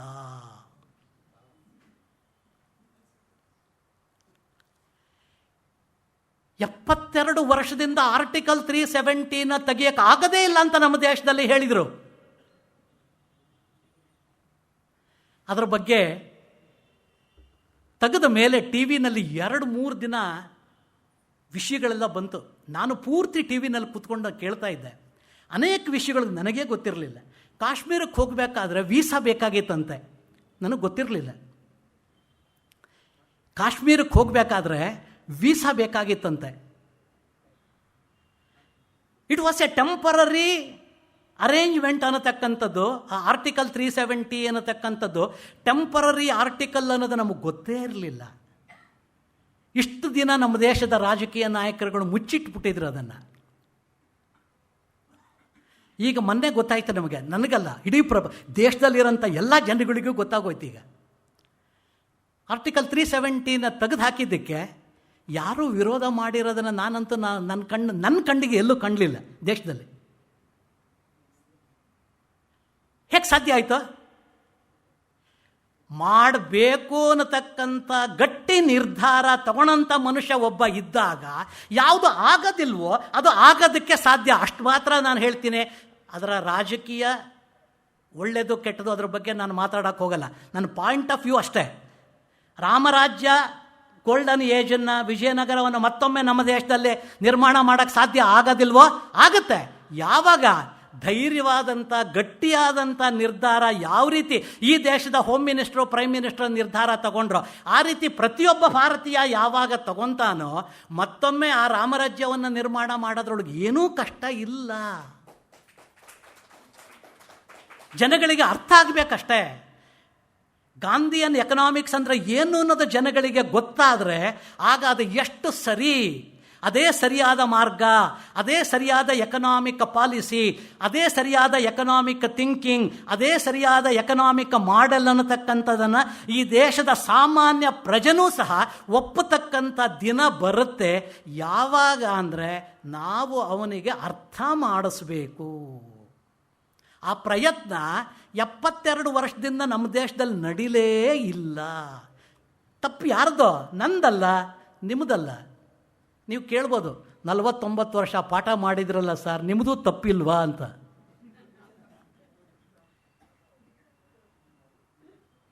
ಯಾವ ಪಾಠ ಮಾಡಿದ್ದು ನಾನು? ಯೂನಿವರ್ಸಿಟಿನವರು ಪ್ರಿಸ್ಕ್ರೈಬ್ ಮಾಡಿದಂಥ ಸಿಲೆಬಸ್ಸನ್ನು ಮಾಡಬೇಕೇ ಹೊರತು ನಾನು ನನ್ನ ಸಿಲೆಬಸ್ಸನ್ನು ಪಾಠ ಮಾಡೋಕ್ಕಾಗಲ್ಲ. ಇವತ್ತು ನಾನು ಗಾಂಧಿಯನ್ ಎಕನಾಮಿಕ್ಸನ್ನು ಇಲ್ಲಿ ಏನು ಲೆಕ್ಚರ್ ಕೊಡ್ತೀನೋ ಅದನ್ನು ನಾನು ಕಾಲೇಜಲ್ಲಿ ಕೊಡೋದಕ್ಕಾಗಲ್ಲ. ರೆಗ್ಯುಲರ್ ಕ್ಲಾಸಲ್ಲಿ ಆ್ಯಸ್ ಎ ಗೆಸ್ಟ್ ಲೆಕ್ಚರ್ ಕೊಡ್ಬೋದು, ಸಿಲೆಬಸ್ ಮೂಲಕ ಕೊಡೋದಕ್ಕಾಗಲ್ಲ. ಕಾರಣ ಏನು? ಸಿಲೆಬಸ್ಸಲ್ಲಿ ಇಟ್ಟಿಲ್ಲ. ತಪ್ಪು ಯಾರ್ದು? ನಂದಲ್ಲ. ಯಾರೋ ಶಿಕ್ಷಣ ನೀತಿಯನ್ನು ಮಾಡಿದಾರೋ, ಭಾರತದಲ್ಲೇ ಭಾರತೀಯ ಚಿಂತನೆಯ ಆಧಾರವಾಗಿರ್ತಕ್ಕಂಥ ಗಾಂಧಿಯನ್ ಮಾಡೆಲನ್ನು ಇಡದೇ ಇರತಕ್ಕಂಥ ತಪ್ಪು ಎಕನಾಮಿಕ್ಸ್ ಮೇಸ್ಟರ್ ಆದಂಥ ಗುಪ್ತಾ ಅವ್ರದ್ದು ತಪ್ಪಲ್ಲ. ಈ ದೇಶದ ಶಿಕ್ಷಣ ನೀತಿಯನ್ನು ಮಾಡಿದಂಥವರ ತಪ್ಪೇ ಹೊರತುನು ಮೇಸ್ಟ್ರುಗಳದ್ದಲ್ಲ. ಅದೇ ಗಾಂಧಿಯನ್ ಎಕನಾಮಿಕ್ಸನ್ನು ಇಟ್ಟಿದ್ರೆ ನಾನು 49 ವರ್ಷ ಅದೇ ಪಾಠ ಮಾಡ್ತಾ ಇದ್ನೇನೋ. ನಾನು ಈ ಗಾಂಧಿಯನ್ ಎಕನಾಮಿಕ್ಸನ್ನು ಯಾವಾಗ ಓದೋಕ್ಕೆ ಶುರು ಮಾಡಿದ್ದು? ನಾನು 2006ರಲ್ಲಿ ರಿಟೈರ್ ಆದೆ. ಈಗ 3 ವರ್ಷದಿಂದ ಗಾಂಧಿಯನ್ ಎಕನಾಮಿಕ್ಸನ್ನು ಒಂಥರ ರಿಸರ್ಚ್ ರೀತಿಯಲ್ಲಿ ಮಾಡ್ತಾ ಇದ್ದೀನಿ. 29 ಆರ್ಟಿಕಲನ್ನು ಬರೆದಿದ್ದೀನಿ ಈಗ ಇಲ್ಲಿವರೆಗೆ. ಉತ್ಥಾನ ಮ್ಯಾಗಝೈನ್ ಅವರು ಪಬ್ಲಿಷ್ ಮಾಡ್ತಾ ಇದ್ದಾರೆ. ಈ ಅಕ್ಟೋಬರ್ನಲ್ಲಿ ಅದನ್ನು ಬುಕ್ ರೂಪದಲ್ಲಿ ಅವರು ತರ್ತಾ ಇದ್ದಾರೆ. ಇದೇ 3 ವರ್ಷದ ಹಿಂದೆ ನಾನು ಗಾಂಧಿಯನ್ ಎಕನಾಮಿಕ್ಸ್ ಯಾವುದೋ ಒಂದು ಕಾರಣದಿಂದ ಉತ್ಥಾನ ಎಡಿಟರ್ ನನಗೆ ಹೇಳಿದರು, ನಾನು ಅದನ್ನು ಶುರು ಮಾಡಿದೆ. ಇವತ್ತು ನನಗೇನೆ ಆಶ್ಚರ್ಯ ಆಗ್ತಾ ಇದೆ, ಗಾಂಧಿಯವರು ಇಷ್ಟು ಹೇಳಿದ್ದಾರೆ ಅಂತ ನನಗೇ ಗೊತ್ತಿರಲಿಲ್ಲ. ಎಕನಾಮಿಕ್ಸ್ ಮೇಸ್ಟ್ರಾಗಿ ನನಗೇ ಗೊತ್ತಿರಲಿಲ್ಲ. ಇನ್ನು ಎಕನಾಮಿಕ್ಸ್ ಓದದೇ ಇರತಕ್ಕಂಥ ಸಾಮಾನ್ಯ ಜನಗಳ ಬಗ್ಗೆ ಏನು ಹೇಳೋದಕ್ಕೆ ಸಾಧ್ಯ ಆಗುತ್ತೆ? ಒಂದು ಸಲ ನಿಜವಾದಂಥ ಗಾಂಧಿಯನ್ ಎಕನಾಮಿಕ್ಸ್ ಏನು ಅಂತ ಎಲ್ಲರೂ ಅರ್ಥ ಮಾಡಿಕೊಂಡ್ರೆ, ಆ ದಾರಿನಲ್ಲಿ ಹೋದರೆ ಯಾವುದೇ ರೀತಿಯಾದಂಥ ಬ್ಲಡ್ ಶೆಡ್, ಯಾವುದೇ ರೀತಿಯಾಗಿರ್ತಕ್ಕಂಥ ವರ್ಗ ಸಂಘರ್ಷ, ಯಾವುದೇ ರೀತಿಯಾಗಿರ್ತಕ್ಕಂಥ ರಕ್ತ ಕ್ರಾಂತಿಯ ಮೂಲಕವಾಗಿ ಭಾರತದಲ್ಲಿ ಆರ್ಥಿಕ ಸುಧಾರಣೆಯನ್ನಾಗಲಿ ಆರ್ಥಿಕ ಪರಿವರ್ತನೆಯನ್ನು ಮಾಡೋದಕ್ಕೆ ಸಾಧ್ಯ ಇಲ್ಲ. ಅದರ ಬದಲು ಗಾಂಧಿಯವರ ಮಾರ್ಗ, ಅಹಿಂಸಾತ್ಮಕ ಮಾರ್ಗ, ಶಾಂತಿಯುತ ಮಾರ್ಗದಿಂದ ನಾವೇನಾದ್ರೂ ಹೋಗಿದ್ದೇ ಆದರೆ ಇನ್ನು ಬರ್ತಕ್ಕಂಥ 10 ವರ್ಷದಲ್ಲಿ ಭಾರತವನ್ನು ಸಂಪೂರ್ಣವಾಗಿ ಆ ಚಿತ್ರನೇ ಬದಲಾವಣೆ ಮಾಡಬಹುದೋ ಏನೋ. ನನ್ನೇ ಟಿ ವಿನಲ್ಲಿ ನೋಡ್ತಾ ಇದ್ದೆ, ಇನ್ನು 5 ವರ್ಷದಲ್ಲಿ ಕಾಶ್ಮೀರದ ಚಿತ್ರ ಏನಾಗಬಹುದು ಅದರ ಬಗ್ಗೆ ಚರ್ಚೆ ನಡೀತಾ ಇತ್ತು. ಆ ರೀತಿ ಗಾಂಧಿಯನ್ ಮಾಡೆಲ್ ಏನಾರು ಅಕ್ಸೆಪ್ಟ್ ಮಾಡಿದರೆ ನಾವು ಇನ್ನು ಬರಂಥ 10 ವರ್ಷದಲ್ಲಿ ಹೊಸ ಇಂಡಿಯಾನ, ಹೊಸ ಭಾರತದ ಆರ್ಥಿಕ ವ್ಯವಸ್ಥೆಯನ್ನು ಕಾಣೋದಕ್ಕೆ ಸಾಧ್ಯತೆ ಆಗಬಹುದೇನೋ ಅನ್ನತಕ್ಕಂಥ ಒಂದು ಕಲ್ಪನೆ ನನ್ನ ಮನಸ್ಸಿನಲ್ಲಿ ಉಂಟಾಗಿದೆ. ಇನ್ನೂ ಸಾಕಷ್ಟು ವಿಷಯಗಳು ಹೇಳ್ಬೋದು, ಆದರೆ ಕೊನೆಯಲ್ಲಿ ಗಾಂಧಿಯವರ ವಿಚಾರ ಪ್ರಸ್ತುತ ಹೌದೋ ಅಲ್ವೋ, ನಾನು ಹೇಳಿದಂಥ ಪ್ರತಿಯೊಂದು ವಿಚಾರನೂ ಸರಿನೋ ತಪ್ಪೋ ಅನ್ನತಕ್ಕಂಥ ಪ್ರಶ್ನೆ ಹಾಕ್ಕೊಂಡು ಅದಕ್ಕೆ ಉತ್ತರ ನೀವೇ ಕೊಟ್ಟರೆ ಅವ್ರು ಹೇಳಿದಂಥ ಪ್ರತಿಯೊಂದು ವಿಚಾರ ಎಷ್ಟರ ಮಟ್ಟಿಗೆ ಪ್ರಾಕ್ಟಿಕಲ್ ಆಗಿದೆ ಅನ್ನತಕ್ಕಂಥದ್ದು ನಮಗೆ ಗೊತ್ತಾಗುತ್ತೆ. ಇತ್ತೀಚೆಗೆ ಸುಮಾರು 258 thinkers of the world 258, 53 Nobel prize ಎಕನಾಮಿಕ್ಸಲ್ಲಿ, ಬೇರೆ ನೊಬೆಲ್ ಪ್ರೈಸ್ ಅಲ್ಲ, ಎಕನಾಮಿಕ್ಸಲ್ಲಿ ನೊಬೆಲ್ ಪ್ರೈಸನ್ನು ಪಡೆದಂಥ 53 ಜನ ಆರ್ಥಿಕ ತಜ್ಞರು ಇವತ್ತು ಏನು ಹೇಳ್ತಾ ಇದ್ದಾರೆ ಅಂತ ಹೇಳಿದರೆ, ಇಡೀ ಪ್ರಪಂಚ ಮುಂದುವರ್ಕೊಂಡು ಹೋಗ್ತಾ ಇರತಕ್ಕಂಥ ರೀತಿಯನ್ನು ನೋಡಿ ಕೊನೆಯಲ್ಲಿ ಅವರು ಹೇಳ್ತಾ ಇರತಕ್ಕಂಥದ್ದು, ಗಾಂಧಿಯವರು ಹೇಳಿರತಕ್ಕಂಥ ಸರ್ವೋದಯ ಮಾದರಿ, ಅವರ ಆರ್ಥಿಕ ಚಿಂತನೆಗಳನ್ನು ಪ್ರಪಂಚ ಒಪ್ಪಿಕೊಂಡ್ರೆ ಬರಂಥ ದಿನಗಳಲ್ಲಿ ಪ್ರಪಂಚಕ್ಕೆ ಏನಾದರೂ ಒಂದು ಸೊಲ್ಯೂಷನ್ ಸಿಗಬಹುದೇ ಹೊರತು ಇನ್ನು ಯಾವುದೇ ಒಂದು ಮಾಡೆಲ್ಲಿಂದ, ಇನ್ನು ಯಾವುದೇ ಒಂದು ಇಸಮ್ಮಿಂದ ಈ ಜಗತ್ತಿಗೆ ಒಳ್ಳೆಯದಾಗುತ್ತೆ ಅನ್ನತಕ್ಕಂಥ ಒಂದು ನಂಬಿಕೆ ನಮಗೆ ಇಲ್ಲ ಅನ್ನತಕ್ಕಂಥ ಮಾತನ್ನು ನಾನೆಲ್ಲ ಹೇಳ್ತಾ ಇರತಕ್ಕಂಥದ್ದು ಪ್ರಪಂಚದ ಬೇರೆ ದೇಶದಲ್ಲಿರ್ತಕ್ಕಂಥ 258 ಎಕನಾಮಿಕ್ ಥಿಂಕರ್ಸ್, 53 ನೊಬೆಲ್ ಪ್ರೈಸ್ ಪಡೆದಂಥ ವ್ಯಕ್ತಿಗಳು ಗಾಂಧಿಯವರ ವಿಚಾರನ ಒಪ್ಪಿಕೊಂಡು ಅದೇ ಸರಿ, ಇದೇ ರಾಜಮಾರ್ಗ, ಈ ಮಾರ್ಗನೇ ಸರಿಯಾದಂಥ ಮಾರ್ಗ ಅಂತ ಅವರ ಕನ್ಕ್ಲೂಷನ್ನಿಗೆ ಬರಬೇಕಾದ್ರೆ ನಮ್ಮ ದೇಶದಲ್ಲಿರ್ತಕ್ಕಂಥ ನಾವು ಇದನ್ನು ಸರಿಯಾಗಿ ಅರ್ಥ ಮಾಡಿಕೊಂಡು ಆ ಕಲ್ಪನೆಗಳು ಏನು ಸರಿಯಾಗಿದೆ ಅನ್ನತಕ್ಕಂಥದ್ದನ್ನು ಅರ್ಥ ಮಾಡಿಕೊಳ್ಳದೇ ಇದ್ದರೆ ಬಹಳ ತಪ್ಪಾಗುತ್ತೆ ಅಂಥೇಳಿ ನನಗೆ ಅನ್ನಿಸುತ್ತೆ. ಆ ದೃಷ್ಟಿಯಿಂದ ಗಾಂಧಿಯವರು ಏನೇನು ಹೇಳಿದರೋ ಆ ಎಲ್ಲ ಸಂಗತಿಗಳು ಸಹ ಪ್ರಾಕ್ಟಿಕಲ್ ಆಗಿದೆಯೇ ಹೊರತು ಯಾವುದೂ ಸಹ ಐಡಿಯಲ್ ಅಲ್ಲ, ಯೂಟೋಪಿಯನ್ ಕಾನ್ಸೆಪ್ಟ್ ಅಲ್ಲ, ಐಡಿಯಲ್ ಕಂಡೀಷನ್ ಅಲ್ಲ, ಅದು ಪ್ರಾಕ್ಟಿಕಲ್ ಆಗಿರತಕ್ಕಂಥ ಒಂದು ಸಂಗತಿ. ನೋಡಿ, ಇವತ್ತು ಗಾಂಧಿಯವರು ಹೇಳಿದಂಥ ಅವರು ಬ್ರೆಡ್ ಲೇಬರ್ ಅದರ ಬಗ್ಗೆ ಬಹಳಷ್ಟು ಹೇಳಿದರು.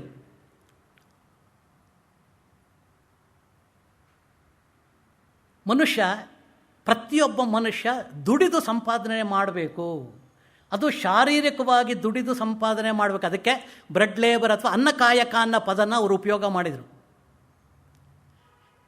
ಇವತ್ತೇನಾಗಿದೆ, ಇಡೀ ಮನೆಯಲ್ಲೇ ನೋಡಿ ನೀವು, ಮೆಟೀರಿಯಲ್ ಪ್ರಾಸ್ಪೆರಿಟಿ ದೃಷ್ಟಿಯಿಂದ ಬಟ್ಟೆ ಒಗೆದು ತಪ್ಪೋಯ್ತು, ವಾಷಿಂಗ್ ಮಿಷಿನ್ ಬಂತು, ರುಬ್ಬೋದನ್ನೆಲ್ಲ ತೆಗೆದು ಹಾಕಿದ್ದೀವಿ, ಮಿಕ್ಸಿ ಬಂತು ಮನೆ ಒಳಗಡೆ, ತರಕಾರಿ ಕಟ್ ಮಾಡೋದಕ್ಕೆ 58 ರೀತಿಯಾಗಿರ್ತಕ್ಕಂಥ ಮೆಷಿನರಿ ಬಂತು. ಪ್ರತಿಯೊಂದಕ್ಕೂ ಮೆಷಿನರಿ ಬಂದು ಮನುಷ್ಯನ ಜೀವನ ಸುಲಭ ಆಯಿತು. ಅದರ ಪರಿಣಾಮ ಏನಾಯಿತು, ಅವನ ಶರೀರದ ಕೈ ಕಾಲಿಗೆ ಕೆಲಸ ಇಲ್ಲದೆ ಅವನ ಆರೋಗ್ಯ ಕುಸಿದು ಹೋಗ್ತಾ ಇದೆ ಇವತ್ತಿನ ದಿನ. ಅದರ ಬದಲು ಯೋಗ ಮಾಡೋದಕ್ಕೋಸ್ಕರವಾಗಿ, ಆಮೇಲೆ ಜಿಮ್ ಕ್ಲಾಸ್ಗಳಿಗೆ ಹೋಗೋದಕ್ಕೋಸ್ಕರವಾಗಿ ಇವತ್ತು ಎಷ್ಟು ಜನ ಎಷ್ಟು ದುಡ್ಡು ಖರ್ಚು ಮಾಡ್ತಾ ಇದ್ದಾರೆ.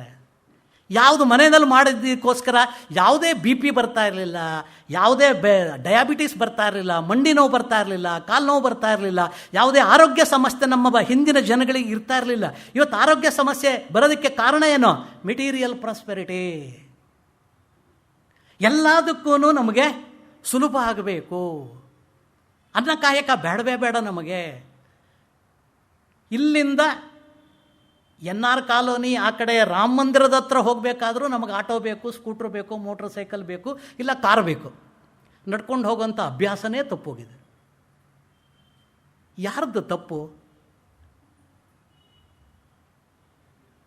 ಮನುಷ್ಯ ಆ ಆಸೆಗಳಿಗೆ, ಭೌತಿಕ ಪ್ರಗತಿಯ ಒಂದು ಪ್ರಭಾವಕ್ಕೆ ಎಷ್ಟು ಒಳಗಾಗಿದ್ದಾನೆ ಅಂತ ಹೇಳಿದರೆ ಅದರಿಂದ ಹೊರಗಡೆ ಬರೋದಕ್ಕೆ ಇವತ್ತು ಸಾಧ್ಯ ಆಗದೆ ವಿಲುವಿಲ ಅಂತ ಒದ್ದಾಡಿ ಅವನ ಆರ್ಥಿಕವಾದಂಥ, ಶಾರೀರಿಕವಾಗಿರ್ತಕ್ಕಂಥ, ಮಾನಸಿಕವಾಗಿರ್ತಕ್ಕಂಥ ಒಂದು ಪ್ರಗತಿ ಇವತ್ತು ಪೂರ್ತಿ ಹೊರಟೋಗ್ತಾ ಇದೆ.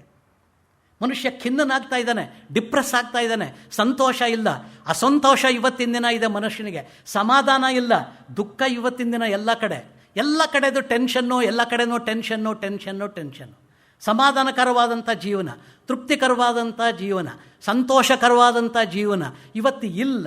ಕಾರಣ ಏನು? ನಾವು ಬೆಳೆಸಿರ್ತಕ್ಕಂಥ ಆರ್ಥಿಕ ವ್ಯವಸ್ಥೆಯ ರೂಪ ಇವತ್ತಿನ ದಿನ ವೆಸ್ಟ್ರನ್ ಮಾಡೆಲ್, ಆ ವೆಸ್ಟ್ರನ್ ಕಾಪಿ ಮಾಡಿರೋದರ ಕಾರಣವಾಗಿ ಇದೆಲ್ಲ ಅನಾಹುತಗಳು ನಡ್ಕೊಂಡು ಹೋಗ್ತಾ ಇದೆ ಇವತ್ತಿನ ದಿನ. ಇದೆಲ್ಲದಕ್ಕೂ ಪರಿಹಾರ ಅಂತ ಹೇಳಿದರೆ ಗಾಂಧಿಯವರು ಹೇಳಿರ್ತಕ್ಕಂಥ ಎಲ್ಲ ವಿಚಾರಗಳನ್ನು ನಾವೇನಾದ್ರೂ ಸರಿಯಾಗಿ ಓದಿ ಅರ್ಥ ಮಾಡ್ಕೊಂತು ಅಂತ ಹೇಳಿದರೆ ಆಗ ನಮ್ಮ ಎಲ್ಲ ರೀತಿಯಾಗಿರ್ತಕ್ಕಂಥ ಸಮಸ್ಯೆಗಳಿಗೂ ಉತ್ತರ ಸಿಗುತ್ತೆ.